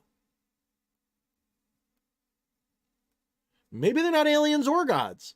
Maybe we're not humans, aliens, or gods. Maybe my shroom experience was correct. These bodies were engineered to be vessels for higher minds, which come from some interdimensional hierarchy of astral spirit that just like Christians and many people believe that this body is a vessel for a soul. Hello, it's basically what I'm saying. Maybe these bodies were engineered for higher minds to be avatars for us, and somehow these minds are screwy. For whatever reason, we're trapped here and we shouldn't be. Something was done that made it like this. Or maybe maybe the earth is a mind of its own and we're all alters of that mind. And look, there's so many possibilities. Get rid of all the dogma. Think openly. Open your mind to every possibility. Go Alan Watts level.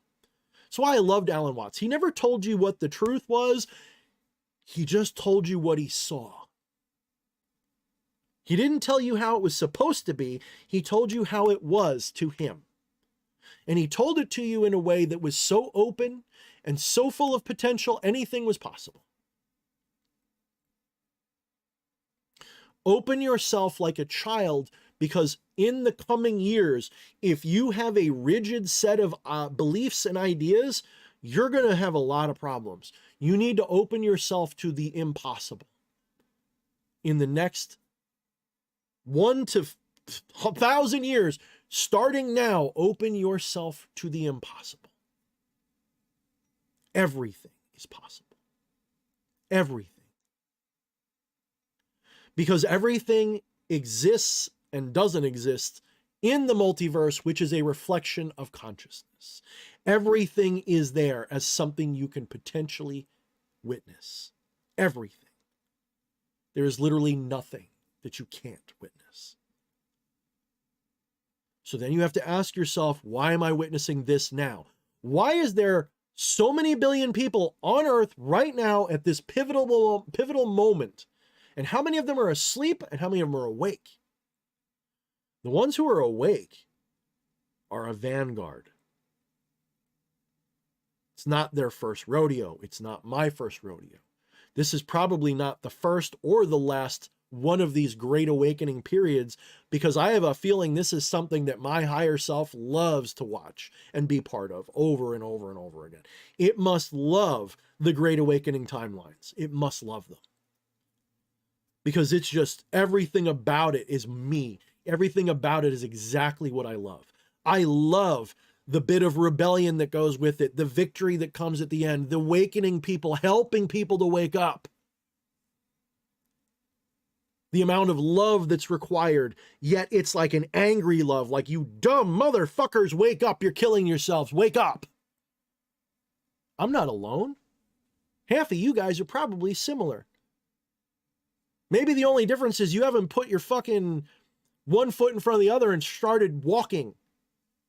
You're too busy wondering. You're too busy scared, maybe. Or maybe you look at the world and go, well, there's no hope. That's the spell. That's the glamour they put on you. That's the propaganda. It's not just that there's hope. It's that there is infinity and you can make it do anything you want.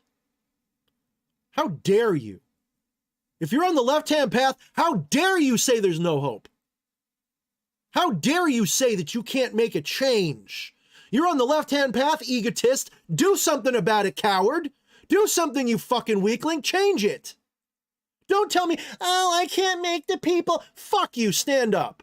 And if you can't make them change, go your own way. Stop being a whiny bitch waiting for the world to change. Change the world. Got it? You can do that. We can all do that. Anyone can do that. The dog can do it. You do it all the time. You're doing it right now. You just don't even know it. Any one of you right now could snap out of it and enter into a timeline that is 1,000,000 years long, and at the end of it, you are literally a godlike being who decides, I've seen enough, I'm going to reincarnate now. Got it? That may even be what you are, and that's what you're doing here. You had enough of godhood, so you decided, I'm going to be a person again for a bit. You don't know. Anything is there. Thorne, that's crazy talk. It's only crazy talk because you're stuck in a dualistic, materialistic mindset. When you open yourself fully to the promise of non-duality, of everything that it tells you, there is literally nothing that cannot be. Literally nothing. There is no timeline, no eventuality that you cannot make your personal, subjective reality. But when I say that, when I say you, I don't mean you, the person. D.H. Thorne can't change timelines. D.H. Thorne is in this timeline. I, the true I, the I am that is that I am, that, the silent witness, that is what sees. That is what goes to whatever timeline it wants. Not D.H. Thorne doesn't move an inch. D.H. Thorne's where I left him a second ago, and he'll be there in a few seconds, a different one when I say his name again. It's never the same person twice. It's the consciousness which is eternal. It is the consciousness which never ends. It is the consciousness which is all things and no things, which is you, me, the wall, the dog, and everything in between. It is the consciousness which can be anything. It can be D.H. Thorne, it can be Patchwork, it can be my dog. And there is no limit to what it can be. It can be a non-corporeal spirit. It can be an atom. It can be anything. It can be in another dimension. There is literally no limit. So why are you here? Why are you here? George Coggins, why are you here? Why is anyone here? Listen to me and answer the question silently to yourself. Why are you here? Have you ever asked that question? If you haven't, why? You've let everybody else in your life tell you why you're here. You fell out of your mother's pussy. Then you were fucking raised in schools that taught you who you were and you're this race and this gender. Motherfucker, that's not who you are. Ask yourself, who are you and why am I here? Who am I really and why am I here? What the hell am I trying to see? What am I trying to accomplish? Why am I putting it on other people to decide that for me? Why am I waiting for some spirit to tell me who or what I am? I realized what I am, who I am, has no name. I have no true name, only titles. Every name is a title. Have you ever noticed that? Every single name is a title. Unless you're just named after a random sound, and even then, that is a title for this body. Names are titles. For example, the god Enki, Lord Land. Enlil, Lord Sky. Anu. What is that? Sky. Or, excuse me, Lord Wind or whatever is Enlil. I forget. I have to look it up. My point is everything, even my first name, Daniel, God is my judge. Every single name is a title. You don't have a true name. Not that way. You, the real you, does not have a true name. This vessel may have a name, a title. This mind that seems to cohabitate with it may have a name or title. But you, godling, do not. You are it. You are, there's no word for it. We point at it with the word consciousness. We point at it with the word Brahman. We point at it with the word God or whatever. That's what you are. You're it. And you can be in any timeline you want. Right now. You could go anywhere. You could see anything. But you've chosen this. Remember in the Matrix, I think it was the second one, maybe it was the third one, where Neo encounters the Oracle again, and she says to him, he asks her about some shit, and he says, you've already chosen, you're just now learning why. You get it? She wasn't wrong. You, God, have chosen to witness this timeline, and you're learning why right now. Wake up. Wake up. Because if you don't, you miss the Ascension Timeline cutoff exit. You got to wake up a little bit. You don't have to be all the way awake. You got to stop ignoring that snooze alarm. You've got to stop saying, Lord, someone guide me, someone tell me. You've got to make the choice. And I don't care how you do it, what gimmick you use, whether you got, you know, some superstition or what. I don't give a shit. I don't care if you've got to beg God. Do whatever you have to do. Whatever your off-ramp is, take it and get on this timeline and stay that way. Because I promise you, when this is over, those of you who awaken, whether you go up in the spaceships with the aliens or stay here, you're going to love what you see. Maybe not every minute of it. Maybe you get your leg caught in a fucking trash compactor and get it ripped off. I don't fucking know. But you're gonna be fulfilled if you're open. You've got to open your mind. You've got to get rid of dogmatism. Because in the next couple years, you've got to be open and accepting to any possibilities. Especially the ones that go against what you were indoctrinated to believe. You are going to, like, this is why I have stopped certain things, because I have a feeling, I know that very soon, like in a game of poker, my bullshit's going to get called, and so's yours. You see, right now, the writing is on the wall. They are about, sometime in our lifetime, they're going to reveal a lot of shit that was myth, legend, unknown, sci-fi, unbelievable conspiracy theory, they're going to be releasing a lot of shit. Now, granted, I don't think I'll ever believe in flat Earth unless literally I'm shown that by the aliens or something. But at the same time, I've gotten rid of my garbage pail. Garbage pail's gone. Everything is in the maybe pile now. Everything.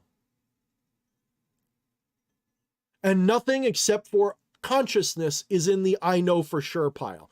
I'm agnostic now better. That sounds crazy. That's why I put a Facebook post the other day talking about the effect this has had on my mentality. I feel totally detached from reality because I realized the reality that I was attached to was a lie. Every bit of it was a lie.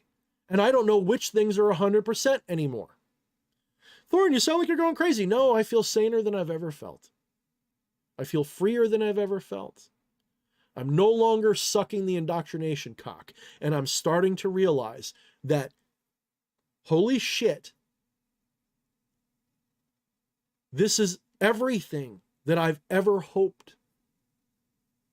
Not in the outcome sense, but in the journey sense. This is exactly the kind of timeline I would want to witness. A quasi-dystopic, great time of revelation, conflict. It's all here. This is like Lord of the fucking Rings level shit. No, that's too small. That's too small. I don't think there's been a movie made. There hasn't been a book. I can't think of anything.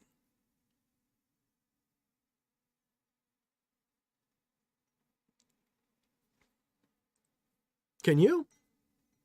What equates to imagine this story. A species of primates living in a rather mundane world suddenly realized that their world was complete bullshit, and like even the Matrix is only going to be a fraction of this. I'm serious. The revelation, the whoa feeling Neo had, that's only a piece of it. That's only like a layer of it. That old woodcut or drawing or whatever, the dude looking under the thing and seeing the heavens, you're talking that times a million is what's coming, I think. And I don't think everyone's going to get it. I don't think everyone's going to see it. I don't think that everyone's going to experience it. I think you're going to have normies in the new timeline that are just going to be oblivious to all of this or not care or not believe it. And they're just going to go on with their lives. You're going to have people where literally the aliens are going to come down, be like shaking the hand of the president. And some of us might even go with them or something. They'll be like, well, that's cool. But anyway, I want my cheeseburger with an extra. Those people are still going to be there. They're not ready yet. That's their timeline. They're not ready yet. Maybe I won't. I don't know what I'm going to get. I just know I'm going to see a lot. It has been promised to me I'm going to see a lot.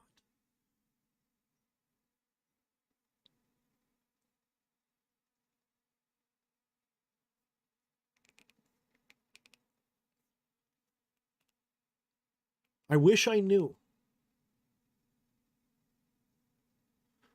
But I was told about 6 months ago by whatever voice, whatever my guides are, whatever source is, I was told to trust my intuition again. With discernment, that means understand that there are things that are not true that you may feel are true, and you've got to have discernment. But trust your intuition again. Stop pretending your intuition is just a quirk or just a guess. It's not coincidence. You're not being guided. None of us are being guided. We think we are. We might have guides, but we're not really being guided. We're being given doorways, pathways, openings. You are the guide. You are the seeker. You're the traveler. You're the one who chooses.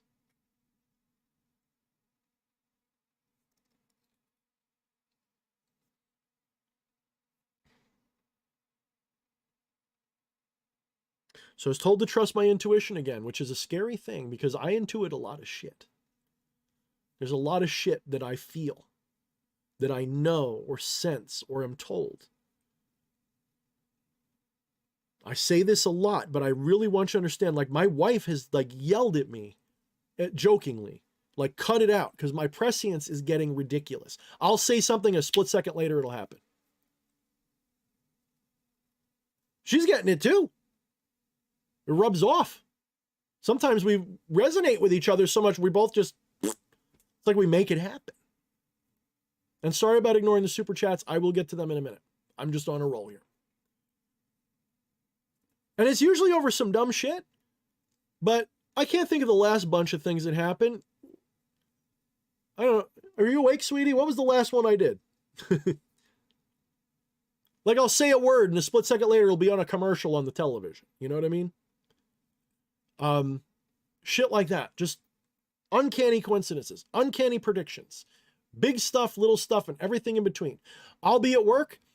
There was this car that pulled in. I watched it pull in. I'm like, fuck, I know I'm going to end up having to put the fucking tree on that person's car. I hate those cars. Sure enough, place is loaded with customers. I'm the only one, for some reason, gets that person. I got to put it on. I knew it was coming. I saw it coming. It was like I chose it.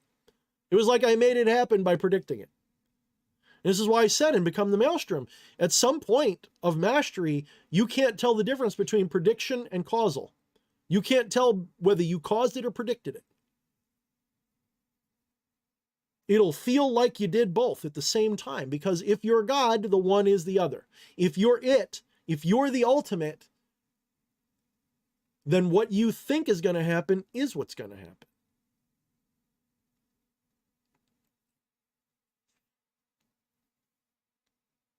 Wait till you figure out that that's what your thoughts are. All right, let me get to these super chats. I think I made the point.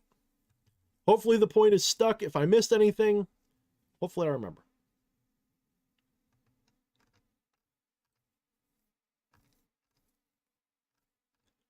All right, how do I do this here? Live chats, band funding. There we go. Oh my God, Patchy, what are you doing?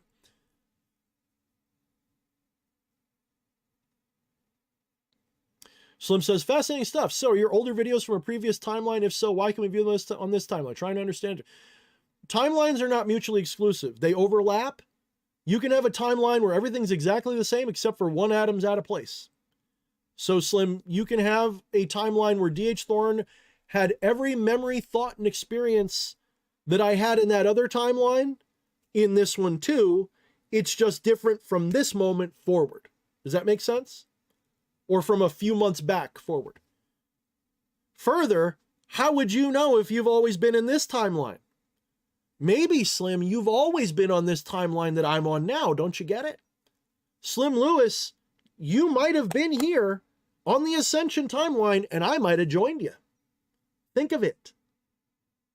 Or maybe you were in another timeline where everything was exactly the same and you joined me. Either way, there's no reason why they can't converge and have the same origin. But let's not forget, look up the Mandela effect. We don't all agree about the past. And we can't account for all of it with just, we're forgetful. There comes a point when so many people have a different memory of something, you've got to wonder, is something else going on? Well, of course there is. We don't all come from the same timeline, obviously. It's obvious. It's just a question of how. Physicists can't tell you how because they are not consciousness as fundamental. When consciousness is fundamental, it suddenly is as easy as breathing. The thing that makes it hard is because of avidya, ignorance, agnosis, forgetfulness. You drank from the river Lethe, as Plato would say. You've forgotten yourself. You've forgotten what you are. You've forgotten your capabilities. You're ignoring a portion of yourself in order to have this mortal experience. Just like right now, you're ignoring 99.9% of the world around you to fixate on the sound of my retarded voice. You've ignored almost everything to be here.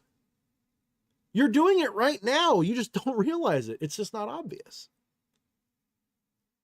But if you just close your eyes, open your mind, expand that sphere of awareness a little bit further than you're used to. And you start to realize, wait a minute, time isn't an instant. Time is a little smear. We don't see an instant of time. We see a smear of time, a very small smear, but it's a smear of time. Just like our vision is only clarified in this tiny little quarter-sized space at arm's length. That's all you see clearly. In exactly the same way, that's all you see of time clearly.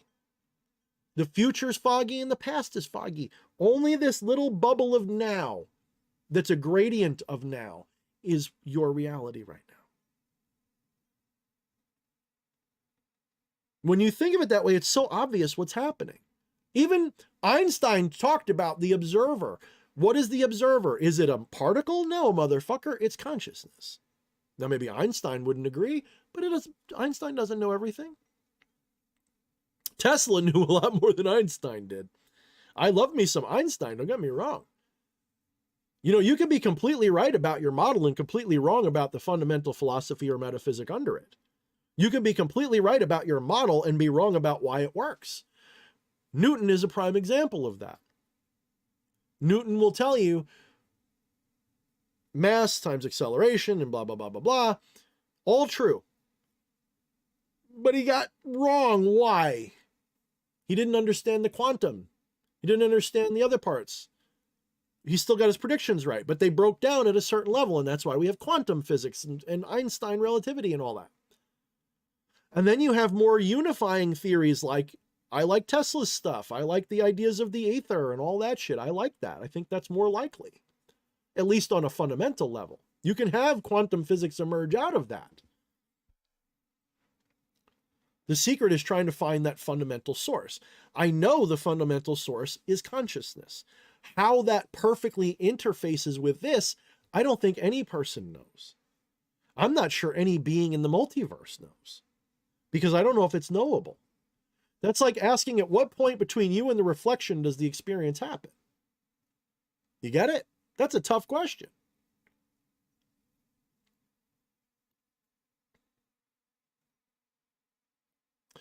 Patchy says, hey, brother, what'd I miss? I don't know. Depending upon when you came in, probably not much. Patchy says, absolutely not. Absolutely not. They're all hypocrites, liars, and they just want control. He says, they are things I do not understand. Yes, I can admit that. He also says the something can be applied to angels and archangels as well, having ancient roots being related to the old gods, I mean. He says, I will stand up to hell with nihilism. That's right. He says, gotta love synchronicity. And he says, I was completing multiverse this morning. Holy hell, dude. So, all right. I am going to now, let me go back to regular chat mode. And I'm going to open the floor to you guys based on what I just said for the last hour and change. Give me your guys' questions, thoughts, whatever. And we'll go for like another 20 minutes, maybe. We'll see how long my voice holds out, because I'm starting to get a little tired. I've been shouting a lot.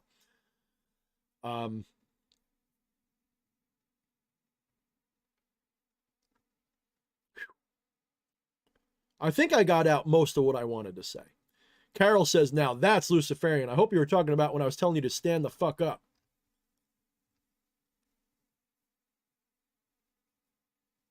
Because a lot of people would hear me say that and be offended.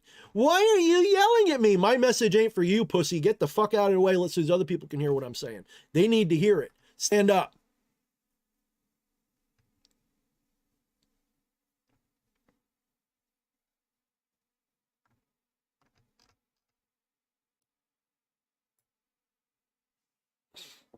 All right. Carol says, unrelated, but during your workings with Nyarlathotep, you mentioned feeling inhuman and strange. Anything regarding dark science and energy harvesting, a very evil but alluring mask. Yes, I will always be a fan of Lovecraft's way of symbolizing concepts which I don't know whether he knew or just intuited, but if there is a way to interpret Lovecraft which is entirely consistent with non-dual metaphysics, in such a way that it's actually closer to real than not. And what I mean by that is the higher truth of reality is closer to cosmic horror, but with that non-dual love thing going on. In other words, the reality that you experience and think is your life is fundamentally insignificant to the totality. You are the totality, but this life is fundamentally insignificant to that totality. And that's a very cosmic horror feeling. Someone who encounters non-duality and whether it's Buddhism or whatever tradition that has it, to the ego, non-duality is horrifying. To the ego, non-duality is one of the most horrifying things that it can imagine. Did you know that? That's why so many people resist it without realizing they're resisting it. Because the ego knows that if non-duality is true, it is not. And the ego cannot stand that. The monkey mind cannot stand the idea that it is not real. And so it resists it. And it comes up with horrible reasons to resist it, including cosmic horror style reasons. You know, someone would hear, when someone tells me, reality is a dream in the mind of Azathoth. I go, oh, good. That means I'm Azathoth. That's cool as fuck. That's all that means, is that I'm Azathoth. That's all it means. If all reality is a dream in the mind of some god, you are that god. By literal, there is no way around it. You are that. You are always the dreamer. Always. Whatever the dreamer is, even if it's just dreaming that's the dreamer, you're that. You are that dreaming. Whatever that is, that's what you are.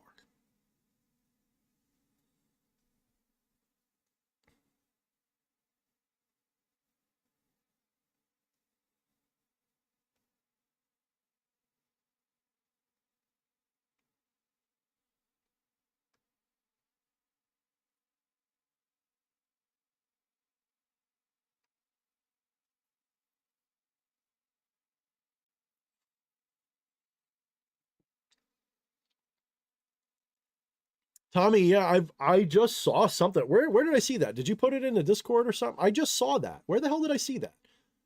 I did just see that. He brought up, good to see you, brother. Do you remember Sinbad's Shazam? Facebook brought that subject thread up for me. So while researching it again, everyone was saying they swear they remember it exists, and it exists. Even crazier, Sinbad said he was special forces in the military and they got rid of it. He sounded serious. Yes, I do think that they fuck with our minds. I do. Part of the way to control minds is to change narratives. Gaslighting, okay. If you know what gaslighting is, you know that abusers will gaslight because it's very effective at making someone susceptible to mind control. As cognitive dissonance increases, as your truth is questionable, you become open to anything. Remember what I was just saying? Keep your mind open to anything. It's almost like I'm playing into their hands. Open your mind to all possibilities. Except I'm giving you the light side version of that. The light side version of that is to be open and have discernment. In other words, just get rid of your dogma and keep your mind open to the possibilities. What they do is the opposite. They will make you question things so you don't know what reality is, but they will force you into a dogmatic belief system in order to compensate. So I'm telling you the opposite of what they're telling you to do. They're telling you to close your mind because you don't know what's true. I'm telling you to open your mind because you don't know what's true. Do you see the difference? They want you to retreat into a little bubble of normalcy that they create for you. I'm telling you to shatter that bubble and open your mind to infinite possibilities. Completely different attitude. One's liberating, one is forever imprisonment.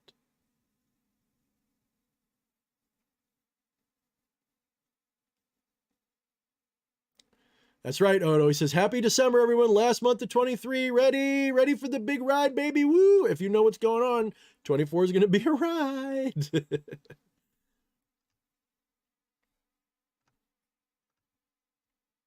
So that's why they do that stuff, Tommy. But I don't think that that's all it is. I think that there are numerous cases where they do these things artificially. Maybe Mandela is such a case. Maybe I'm wrong. Maybe there isn't a multiverse. Maybe there is just one timeline and we're dumb. And Mandela did die in prison, but then they have a body double and he lived until 2013. And, you know, maybe who the fuck knows? I don't know. I wasn't there. But I do believe in the Mandela effect. I absolutely do.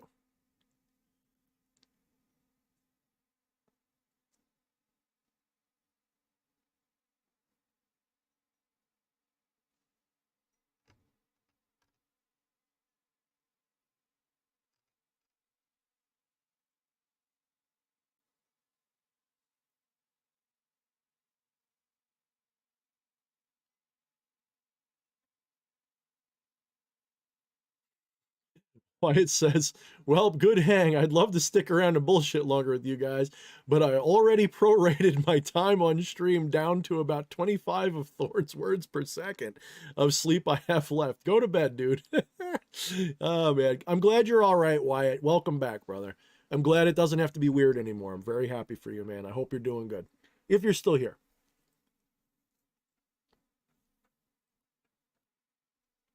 Patchy says, and once Azathoth wakes up, the dream ends, the illusion ends. Sweet gods, how could I have not seen this before? Mind blown. Dude, look up your Hindu Vedas. Look up Brahman. Look up Brahma. Look up Vishnu. Look up Shiva. We're literally talking about, so Azathoth is very much like, Azathoth is like an evil twist on the Vedic traditions.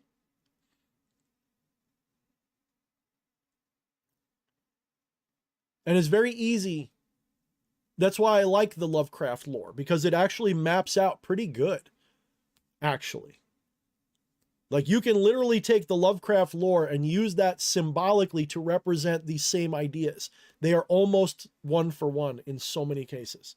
He's got a trinity, which is Azathoth, Yog-Sothoth, and Nyarlathotep. Nyarlathotep. I always say it the way I think it should be, because Hotep is its own word. It means peace, or peace be upon him, or whatever. So it's like Nyarlath is the name, and Hotep is the you know.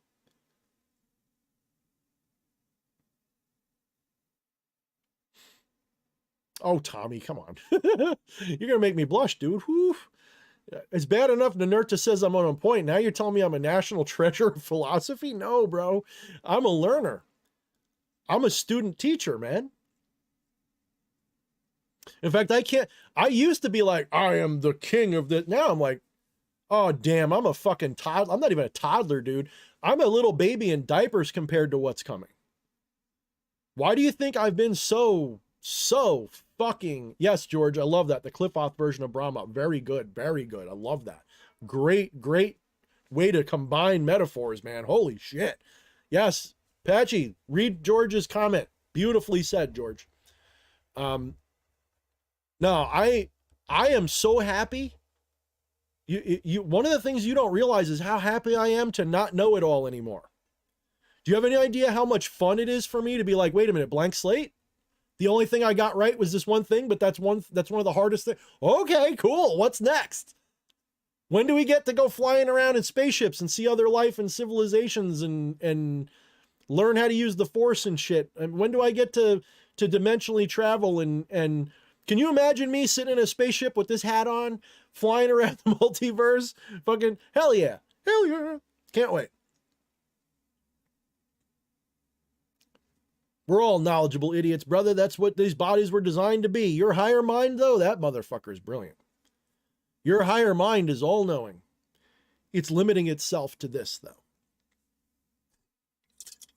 That's why you have a feeling of duality, because you don't realize you're everything because you only see this little bit right now.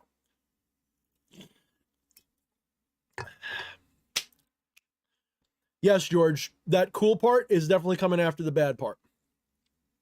But I am actually looking forward to the bad part. I got my storable food.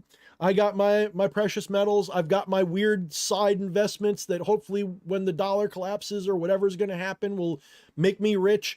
I've got all these potentials waiting to go. I've got all these dominoes lined up, and I'm just waiting for the first one to go down so I can just make it all go. And if I'm right, then I'm right. If I'm wrong, I'm wrong. Either way, I'm situated where I'm going to have a fun ride.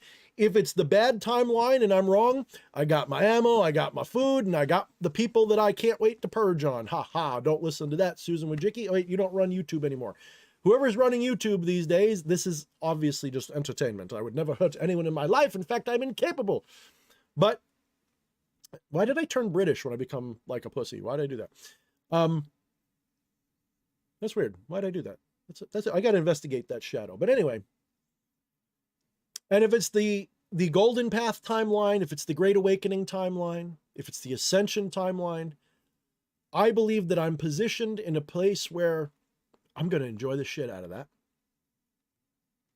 And if I'm wrong, if I'm right, it's equally cool to me. My ego's out of this game completely. I don't care. I literally do not care if I'm right. I hope I'm right, but I mean, I don't care. It will not.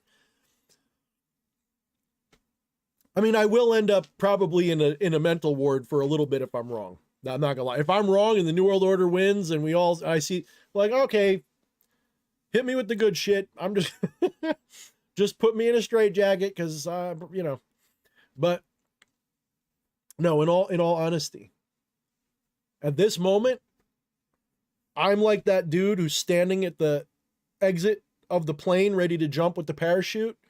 And I was practically pissing myself up to here. I pissed myself a couple steps back. I'm ready to jump. Let's go. I'm like, woo! That's what I am. Yeah!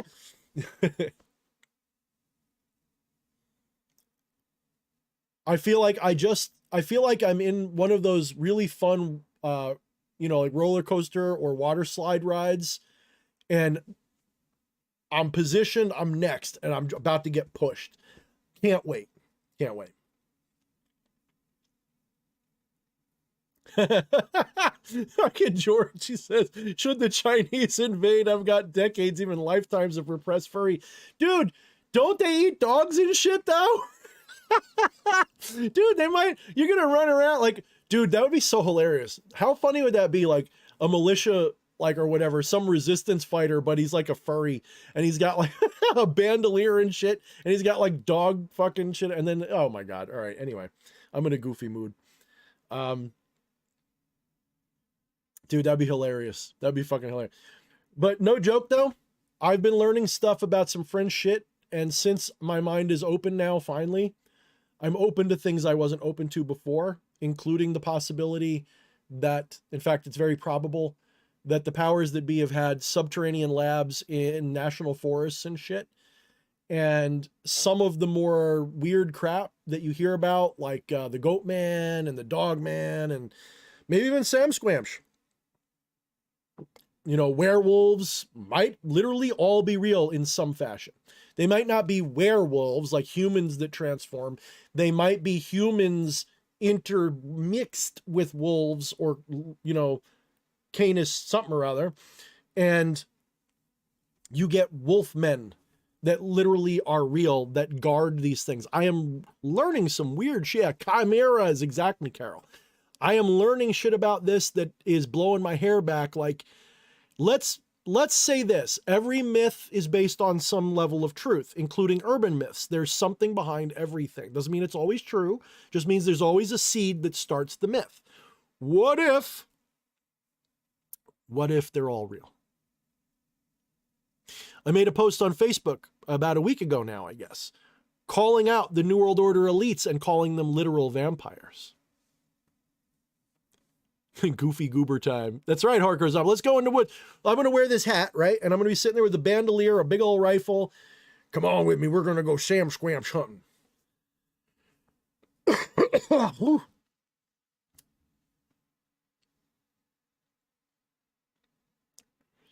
So, my point is, I made a post on Facebook with a picture of Rothschild. And I said, I described what we know or believe that we know that they do. The adrenochrome harvesting, all this other shit.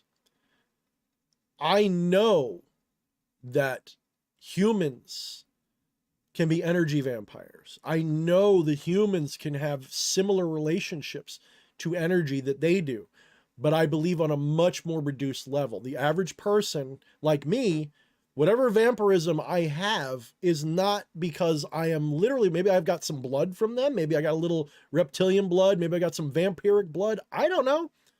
Don't know. Don't care. I just know what's real for me right now. No claim to fame.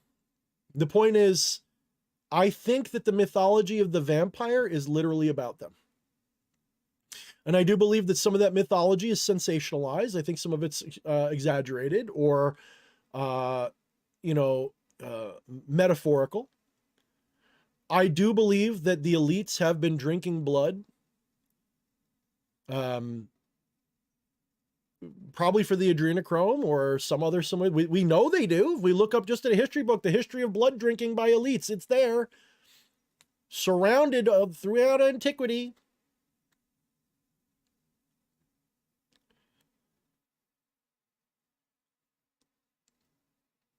So, put 2 and 2 together. I asked the question, if there really were vampires, really, one person was like, oh, they do it out in the open. Nah, I beg to differ. They are out in the open. They are out in the open, just not the way you think. They're not out in the open saying we're vampires. They're out in the open being vampires and hiding behind the obvious. They're hiding in plain sight.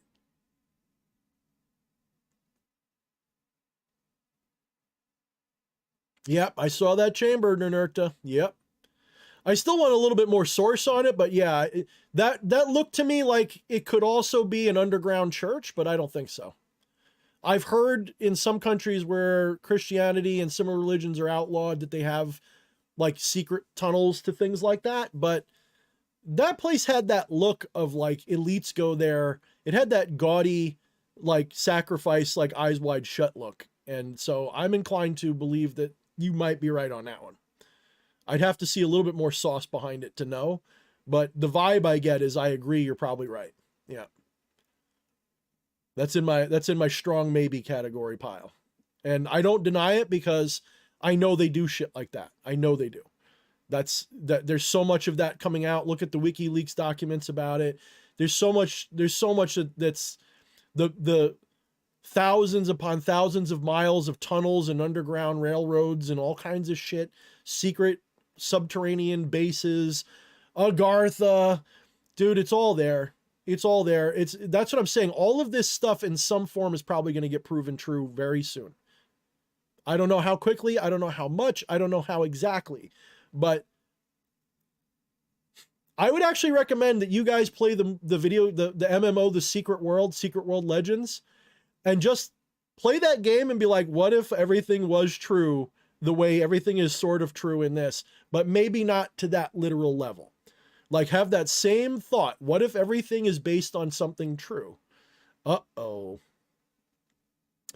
Tommy, no, not to my knowledge. They still do stuff, but I don't know if I trust them. However, I'm not saying it is, but go. All right. I don't want to blow your mind too much, but, and I'm not saying this is the case. All right. Please, anybody watching this now or in the future, I am not saying this is the case. I am not making a claim. All I want you to do is to get 2 browser windows open besides this one, open them both to Google, do an image search of Donald Trump's uncle John Trump and Julian Assange. Get a similar profile or whatever, get a couple pictures, and tell me if you don't see what I'm saying. Just look it up. Everybody do that I'm going to wait a minute in silence. I'm going to do it myself just to feel like I'm joining you. I'm going to pop open a Google here. Google search. Come on, Google. Google. Let's get Google open. You know what? Maybe I could do it with you guys. Let me see if I can do this. I have technology. We have the technology. We can fix him.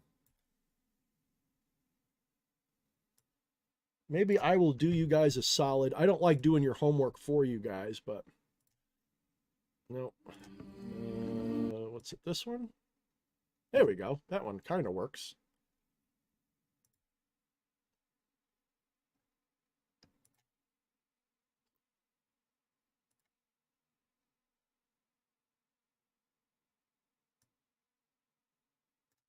You guys are probably seeing some weird shit going on here. Just bear with me.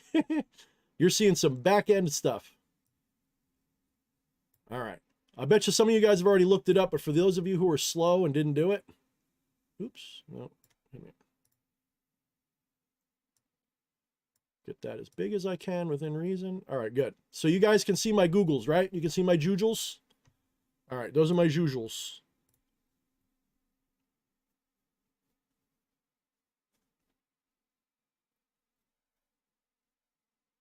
I love you, Orthodox Southpaw. Thank you for that very generous donation.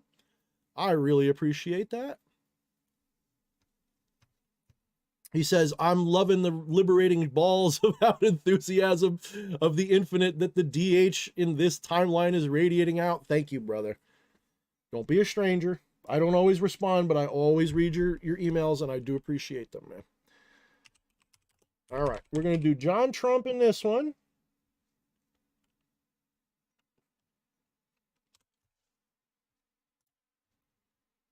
All right, that's him right there. There's other pictures of that. I think that's him too. Yep. So let's just get a good look at him. That's a pretty good picture of him. Let's try this one now.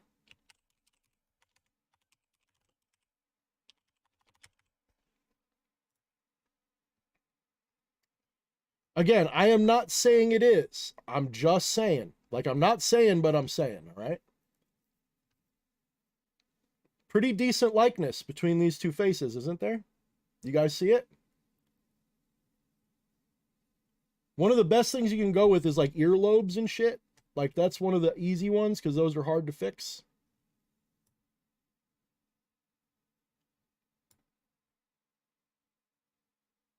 You can, of course, but... Now, that doesn't mean anything, guys. They could just be an uncanny resemblance. But there is a resemblance, isn't there?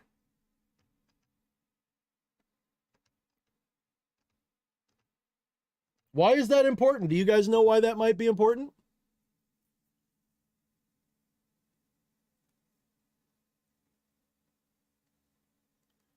F. Kitty, it could also be clones, by the way. Just saying. They've had clone tech for a long time. They've had it publicly since at least the 90s, and then they pretend... Does anyone here for a moment believe that they stopped cloning in the 90s? Does anyone here believe that they stopped that program? That no one in the world kept going with it in maybe Antarctica or something? Where do you think they do all the evil shit that they do? Antarctica is not just a little cold research place where they watch penguins and spend money to go. Dude, everything. Why did... This is the kind of shit that just gives me a headache. That I have to, like... I feel like Nada from They Live, and I feel like I'm trying to beat the hell out of people to put glasses on to see stuff that's just so obvious if you put the glasses on. Antarctica. Guys. The first time in human history when all of the governments of the world all agreed to just be neutral about a place and not fight over it. Or claim it. To just share and share alike. Because it's just snow, right? Don't be stupid. Don't be fucking stupid. Same thing with the moon, right? We didn't go back to the moon because there's nothing, right? Didn't they find Megatron up there? I don't know. Probably not. And it would be down there. It's the South Pole.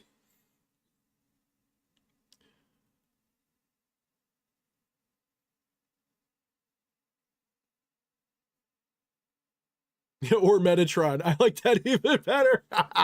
Relation Z's. That's a good one, man. That's a good one. Or Metatron. That's a good one. Yeah, Tommy, they definitely were. I don't know if they still are, but they definitely were. They probably still are. Hell, the Nazis are here. Nazis are everywhere. But yes, I think you're right. I agree with that timeline, that Operation High Jump, Odin departure, all that. I think there's a lot of truth in that. I don't know the exact truth. I know contextually it's true. Without a doubt. That's the only thing that will make sense going forward, is thinking like that. The only thing, you've got to be open to these crazy possibilities. I don't care how crazy it sounds. You've got to be open to the possibility. All right, I don't want to say this, especially on YouTube, because people are going to misconstrue it. All I'm going to say is the history we're told about World War II is just as suspect as everything else. Good. There are no good guys. I'm not saying that, but that's my point. There were no good guys. What if there were no good guys and the bad guys weren't as bad as they told you? What if everybody was horrible and literally what literally happened was they figured out all kinds of shit, went to war over it to try to restructure the planet, used a bunch of different scapegoats to try to do it, and the side that won wasn't the good guys, no matter which one won. None of them were going to be the good guys. What if that's the truth? Just entertain the possibility, okay? Keep your mind open. I'm not going to sit here and say, oh, the bad guys from World War II were the good guys. Not going to say that. But I'm also not going to say that America was the good guys, because if you know what America was up to, we were not the good guys. How many millions of people did we murder? Not just in war murder. I mean, concentration camp type murder. How many people did we murder and displace?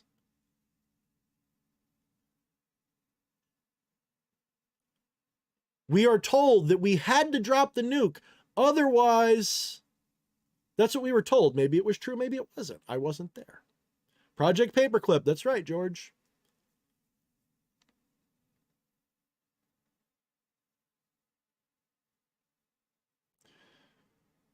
Please just keep your mind open to possibilities.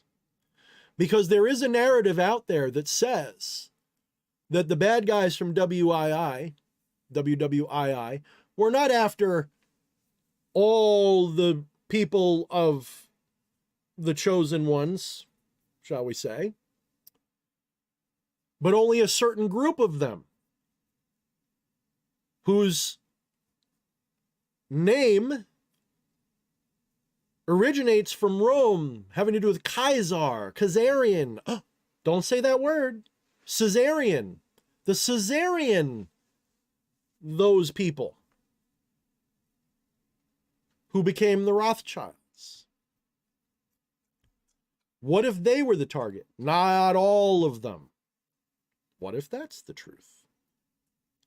I'm not saying that was the truth. I'm saying we should be able to have this conversation without getting completely BTFO'd out of everything. You should be able to ask these questions, to do that research, to contemplate the possibility without being accused of being anti this or pro that, or a supreme this or an anti-supreme that. I'm not a supreme pizza, nor am I anti-semantic. I am neither. I'm asking questions. Because we're in a wild ass time when just about anything could be true, because we don't know. You're a person who is waking up like out of a dream and wondering what was true.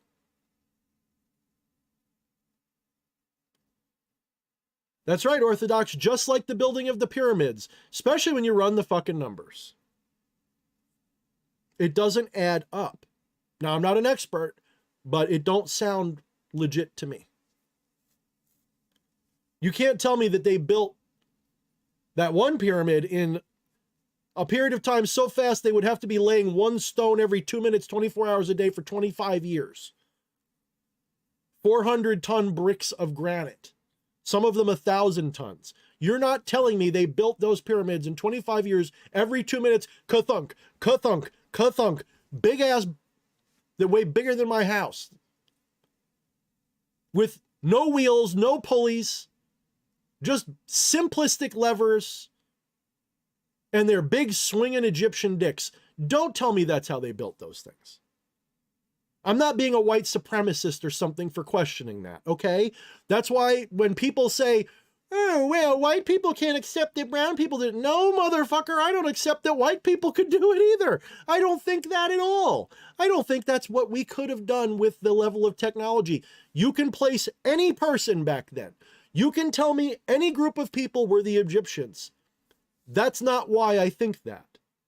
And how dare you parrot that line of reasoning as your rebuttal to the question? If you can't see the mind control in that tactic.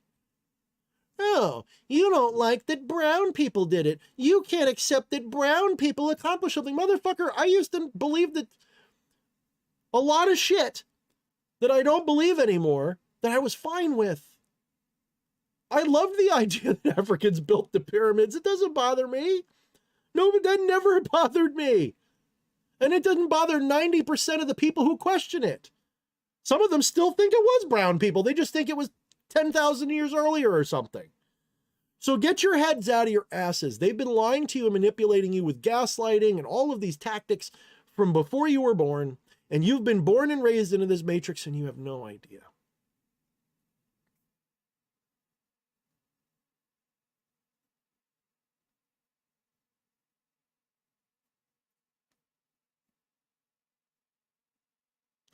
Yeah, F Kitty. I'm reading some of your comments. I'm not even sure how to respond, but I know what you're talking about. I've heard some fucked up shit too.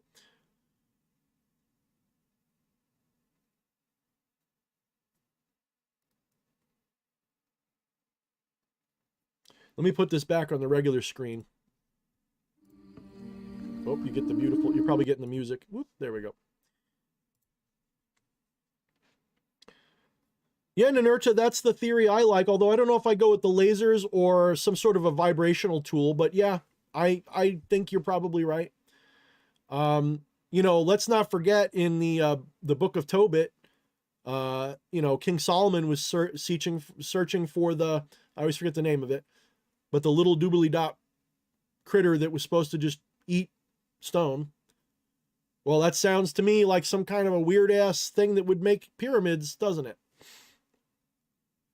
Exactly, Odo. Although there is supposedly this one thing that shows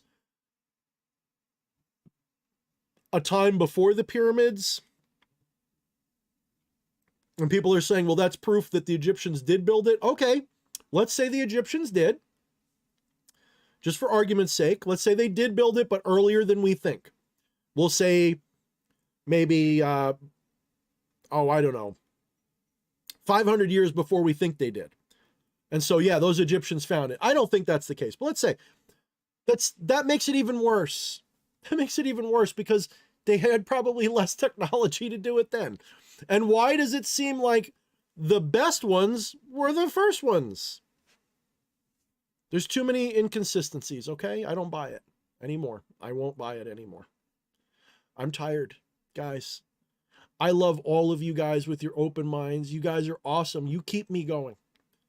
I'm not going to cry live on stream, but I want you guys to know, all of you guys who are listening to me right now, you keep me going. You give me an outlet. You get me. Some of you are asshole trolls, and I love some of you too because you're funny. But you guys have your eyes open. You're asking the questions. This is why I believe that most of you guys are going to join me in this, whatever this is. Maybe this is the nightmare timeline, but it's looking like, I don't know, but whatever this is, I'm going on the Ascension timeline. I have chosen that. I know I have. And there's going to be bumps and there's going to be ups and downs. And I used to be so distraught. I used to be so broken. And now, several times recently, I had my heart chakra kicked in the balls and it opened up and I'm just gushing with feelings. I have no idea. I had no idea I was so tightly wound. I had no idea because I'm a stoic by nature. But there's a fine line between stoicism and being dead or numb or bottling. There's a very fine line. If you can't find that, if you don't know you're doing it, you probably don't. That's the problem. That's the danger of Stoicism without proper preparation and philosophy and other work to go along with it. If you're just compartmentalizing your emotions, that's not Stoicism. Stoicism is you let the feelings flow, but you don't let them control you on the outside or your actions. You can feel the anger without going, I hate you. You can feel the love without saying, I love you.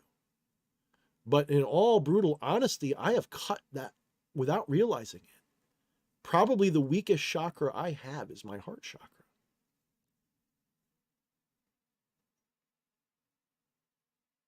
If you believe in chakras, whatever your equivalent for it is. I don't know, my love loosh. I don't know. That part of me was closed tightly. And I only let it trickle in and out. And I still only let it trickle in and out. Because I feel like I'm doing grim work. I feel like I'm in the middle of a grim task. Like, this is a zombie apocalypse, and I've got to, all my friends and family have been infected, and I got to shoot them in the head to live. Again, in case some weird FBI guy's watching, I mean that metaphorically, guys. So I've kind of girded myself, and I've closed off that heart chakra. And then it got kicked the fuck open. And by the way, George, that wasn't the one that did it. It wasn't the mushrooms, but they definitely helped. It was before that. And I won't say what it was. I was watching something. It was this YouTube video that I knew was probably bullshit, but the concept was so close to what I think is happening and so hopeful, I almost became a new age love and lighter on the spot, because it was like, oh, yeah, crying, the whole works. I was hyperventilating, ugly crying. And I'm telling you right now, I predict that there will be a time in the next year or so, there's a good chance that I'll do that on live stream. I will be ugly crying out of absolute delight, horror, and joy about what's happening.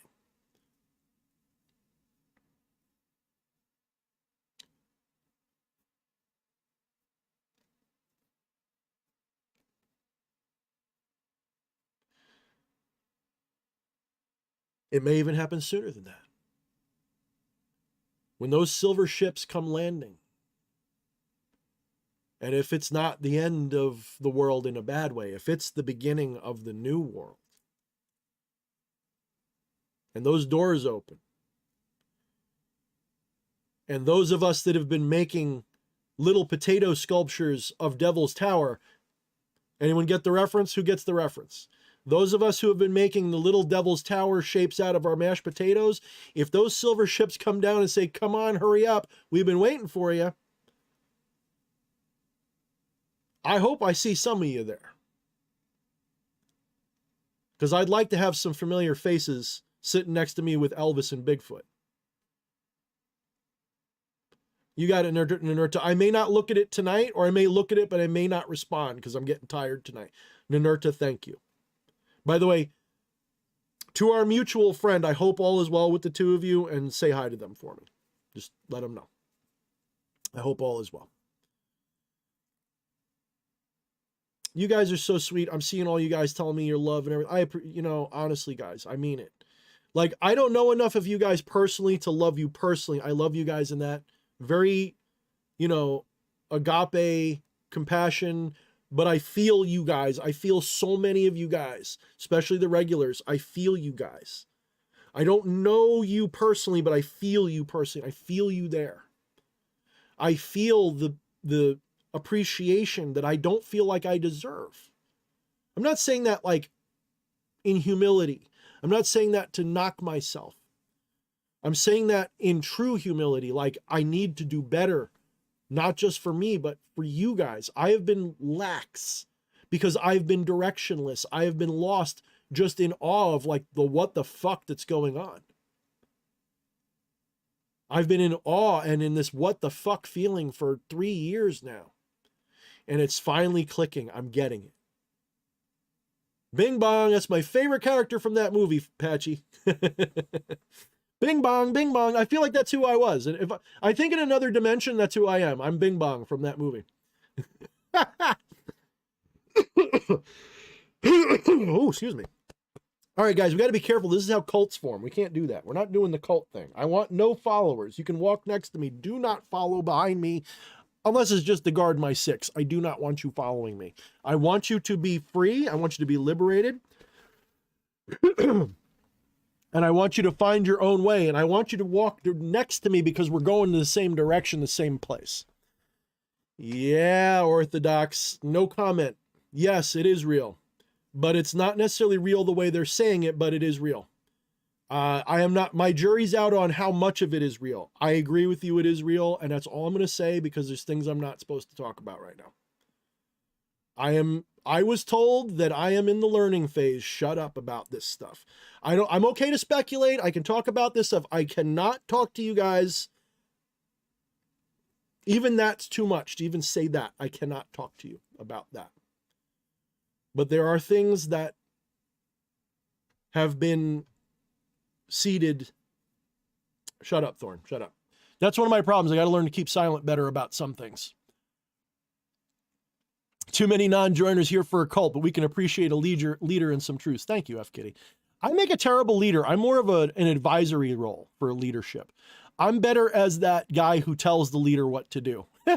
I delegate well. I don't do the, responsibility part well. I like to get me, you know what I like to get? I like to get me a down-to-earth, grunty motherfucker who loves to work, and I like to help them do the better job that they can do. Like, someone who's like, I want to be the king. All right, you can be the king, but I'll be Merlin. I'd rather be Merlin than the king every time. Okay, Council of Merlins works. I like that, George. I like that. Merlin, you got to earn Merlin, though. Merlin the Atlantean. Aw, you're welcome, the Nowhere Van. Says, I love you, DH. You always point me back to the truth of who I am, and I am so grateful. You're welcome. I'm a Gandalf. No joke, I actually had, what was it, a dream? Or was it a vision? Literally, I had a Gandalf, experience. I really did. It was dope as hell. I forget what it was.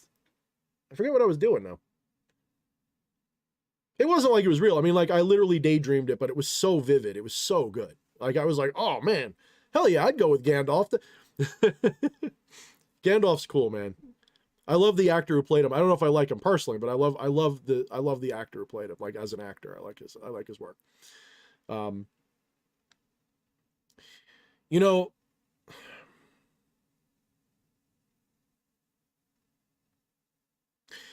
what some of you guys think of me. I know what some of you guys' secret suspicions are about Thorne's higher nature or lower nature. And I think some of you might be onto something, while others of you, I think, are out to lunch. And I mean that nicely, as your friend. But right now, there is consciousness experiencing this, and that's what I am. And I always return to that, because otherwise you go off into La La Land.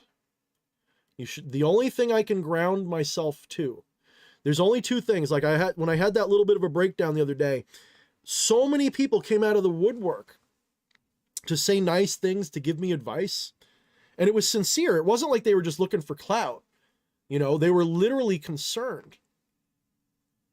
And that almost instantly, I think it was Adrian, actually. I don't think he's ever really watched my videos, but he's on my Facebook. This guy, Adrian.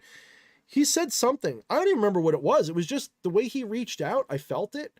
And I started to ground because of that. And I realized that the only way for me to ground in that moment, because there was no ground, there was no air, there was nothing. Nothing was stable or centered. There was no center and no ground. I had nothing. I was adrift in what the fuck. And I realized that the only ground we have is each other. Right? Because we live in a consensual reality matrix. And when you're isolated, there's no consent. There's just you.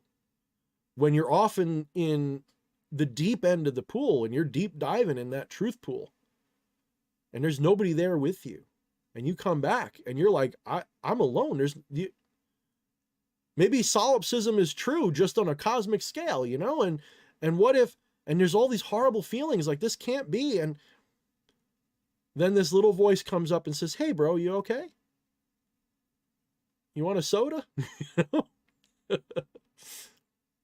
And you feel the concern, the genuine compassion.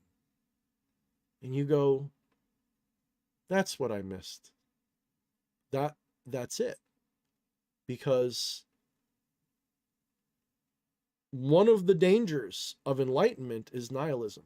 Because you actually have to, it's not a matter of avoiding nihilism. You literally have to go through nihilism to get to enlightenment in some cases. You literally have to go through this despondent despair. This is all a dream and I'm not real. And you have to get through that. That's not what I was going through. I'm just saying that's more relatable to people. The shit I'm seeing is Lovecraft level cosmic horror. Like, oh my God, was I wrong? That level.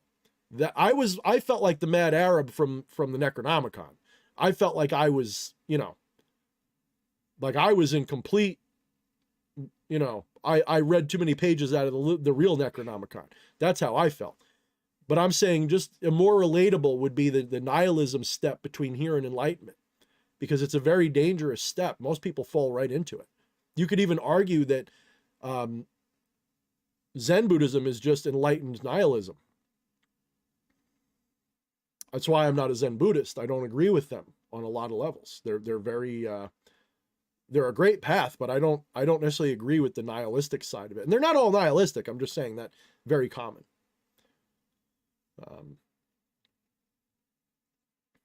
Yeah, George, I don't disagree. Co-creative polysolipsism is at least a little bit more interesting. Yeah, I think that's at least more comforting. Ted Owens, I think I have. I'm not sure if it's the guy I'm thinking of. It's like a bald dude who like yells at everybody like I do, and he wears Hawaiian shirts and he closes his eyes when he's yelling at everybody. I thought his name was something else though. Maybe I'm getting people confused. Yeah, I've heard of him. Guys, I've been communicating with other intelligences than whatever is in this thing all my life. I used to think they were spirits and gods and shit. Now I'm thinking they were aliens, and now I'm thinking they're both. And now I'm thinking all of it's real. Top to bottom, werewolves, vampires in some form. All of it's real. Dragons, all of it in some form is probably real. In this paradigm, not in the multiverse, here and the multiverse, but here too. I'm not saying it is, I'm saying I think it could be, because I'm seeing enough that tells me people didn't just make up dragons out of their ass, okay? Something was the seed for that. Something was the seed for werewolves. Something was the seed for all of this.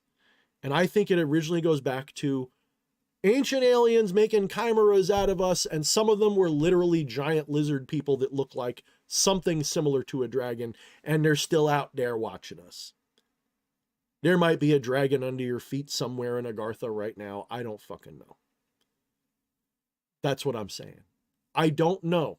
And I feel so good to be able to say I don't know. That's why I'm not doing demon interviews, because I don't know if they're demons. I don't know what the fuck they are. I don't know what I'm talking to anymore. Could be, George. You could be right, but I doubt it, because it goes back further than we had. The dragon myth goes back further than conceivably. So dinosaur bones don't look like dragons, right? Let me just make something clear. We like to equate dinosaurs with dragons because when we put the bones together and map it out, it looks a little draconic, right? Do you think some cave person was sitting there doing that 50,000 years ago? Or whenever the earliest myths of dragons and imagery appear? No. They weren't assembling these skeletons and saying that looks like a dragon. So something else, something. Maybe it was elephants, maybe it was whales, or maybe they saw something. George.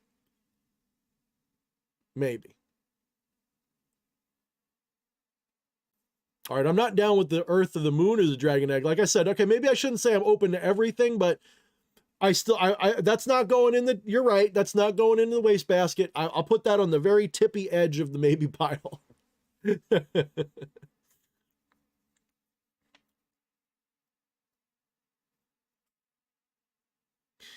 Yeah, maybe, George. I'm more of the, mentality that these beings are real on some level, whether they're physical or interdimensional, like Carol's pointing out. Because if you guys knew my past life channelings, you'd probably be slapping me right now and saying, why don't you take it more seriously? I don't talk about them because 3 reasons. 1, it's too much UPG, and I don't like sharing UPG without some sort of verification and validation. You could argue that I'm being verified and validated right now with all the stuff going on. Yes, and you might have a point, but I'm still not comfortable because it's my past life regressions.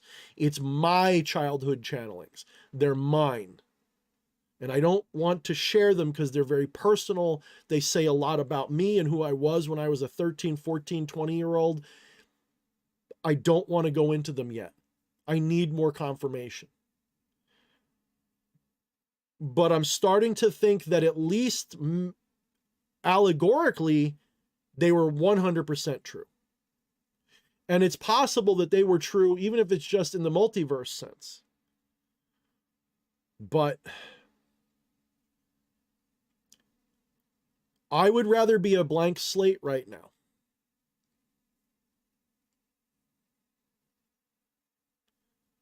I would much rather be a blank slate and simply know what I think I know and have that checked.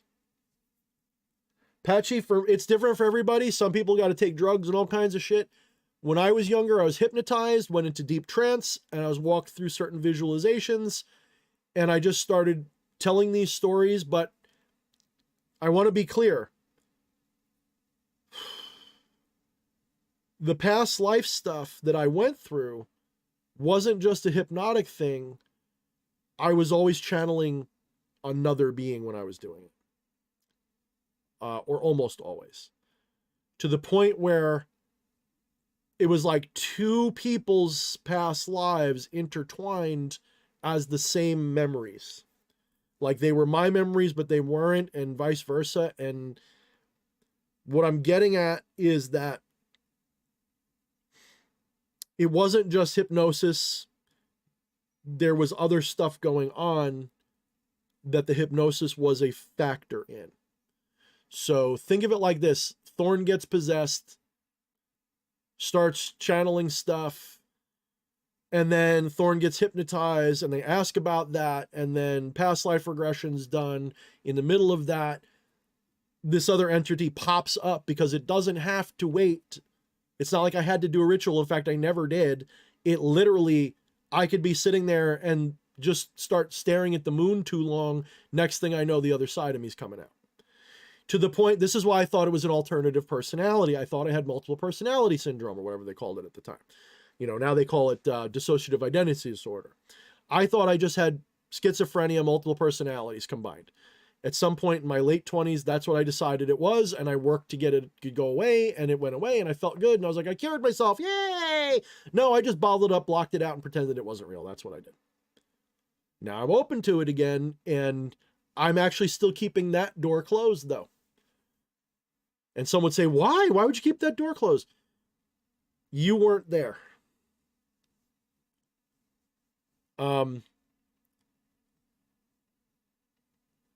It's like I'm not ready to know yet. I'm just not ready to know yet.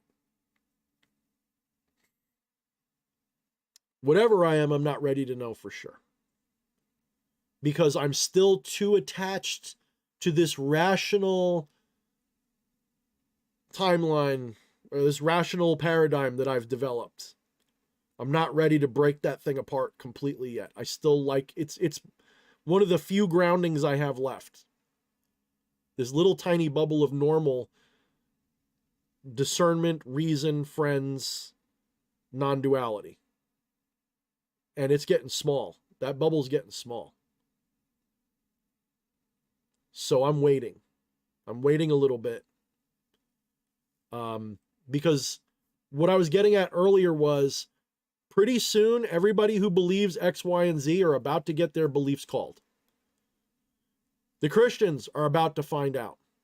I think they are. I think a lot of them ain't going to make it. The Marxists sure found out already. They're finding out right now. They're done. The New World Order found out. You're going to find out too. Satanists, Luciferians, Gnostics, you're all going to find out. Quantum physicists, you're all going to find out. Democrats, Republicans, Trump supporters, you're all going to find out. That's what revelation means. The unveiling, the outpouring, and then ascension.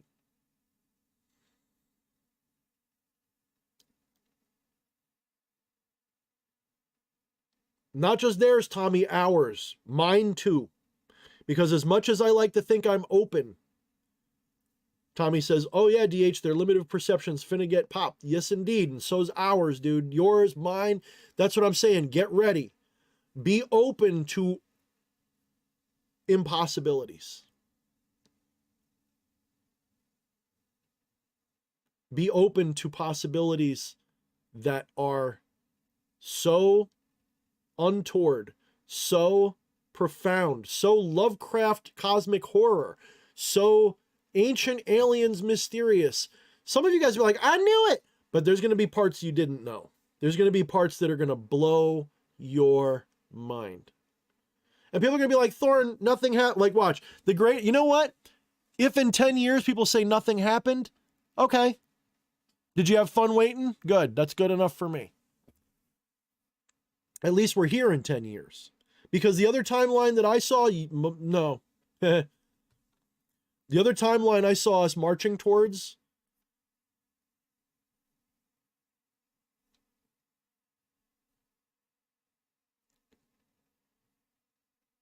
I wasn't going to make it. I know that.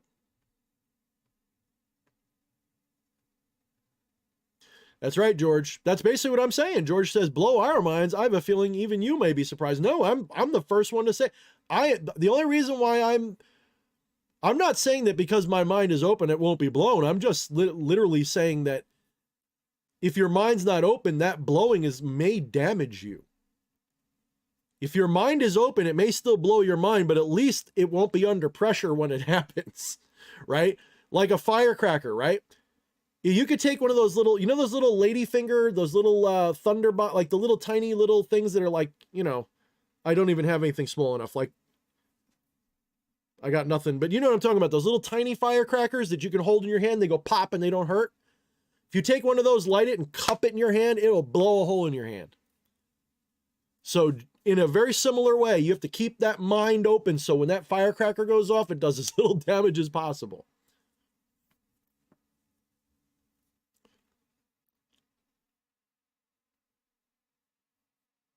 I don't know, George. I don't know if I am. I appreciate that. I'm trying to be as sincerely agnostic as possible right now. I don't know if I'm ready or not. The beings that I get help from, guidance from, a very frequent conversation is, I want to know the truth. Show me the truth. Hit me. I'm ready. And then I get some and my mind goes, and they're like, are you sure you're ready? But it turns out that, I'm sorry, George. I'm not trying to argue. You're being really sweet, George. I'm just being pedantic with you. Don't worry about it. Don't worry about it. You don't have to correct what you're saying. I'm being like, I do this one-upsman pedantic thing if you've never caught on. That's a bad habit of mine. I don't mean it with any malice, by the way. It's just a dumb thing I do. I think it goes with the ADHD territory. Yeah,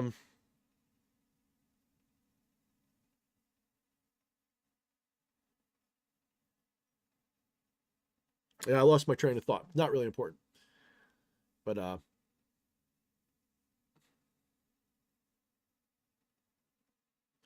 Yeah, Orthodox. You know what, though? There's a kind of wrong I don't like, and that's where I think I'm right, to the point where,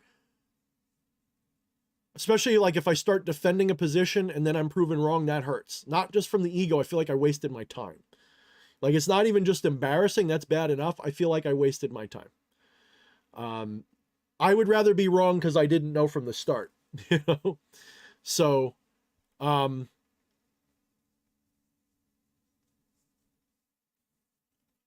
I just prefer to keep myself open now.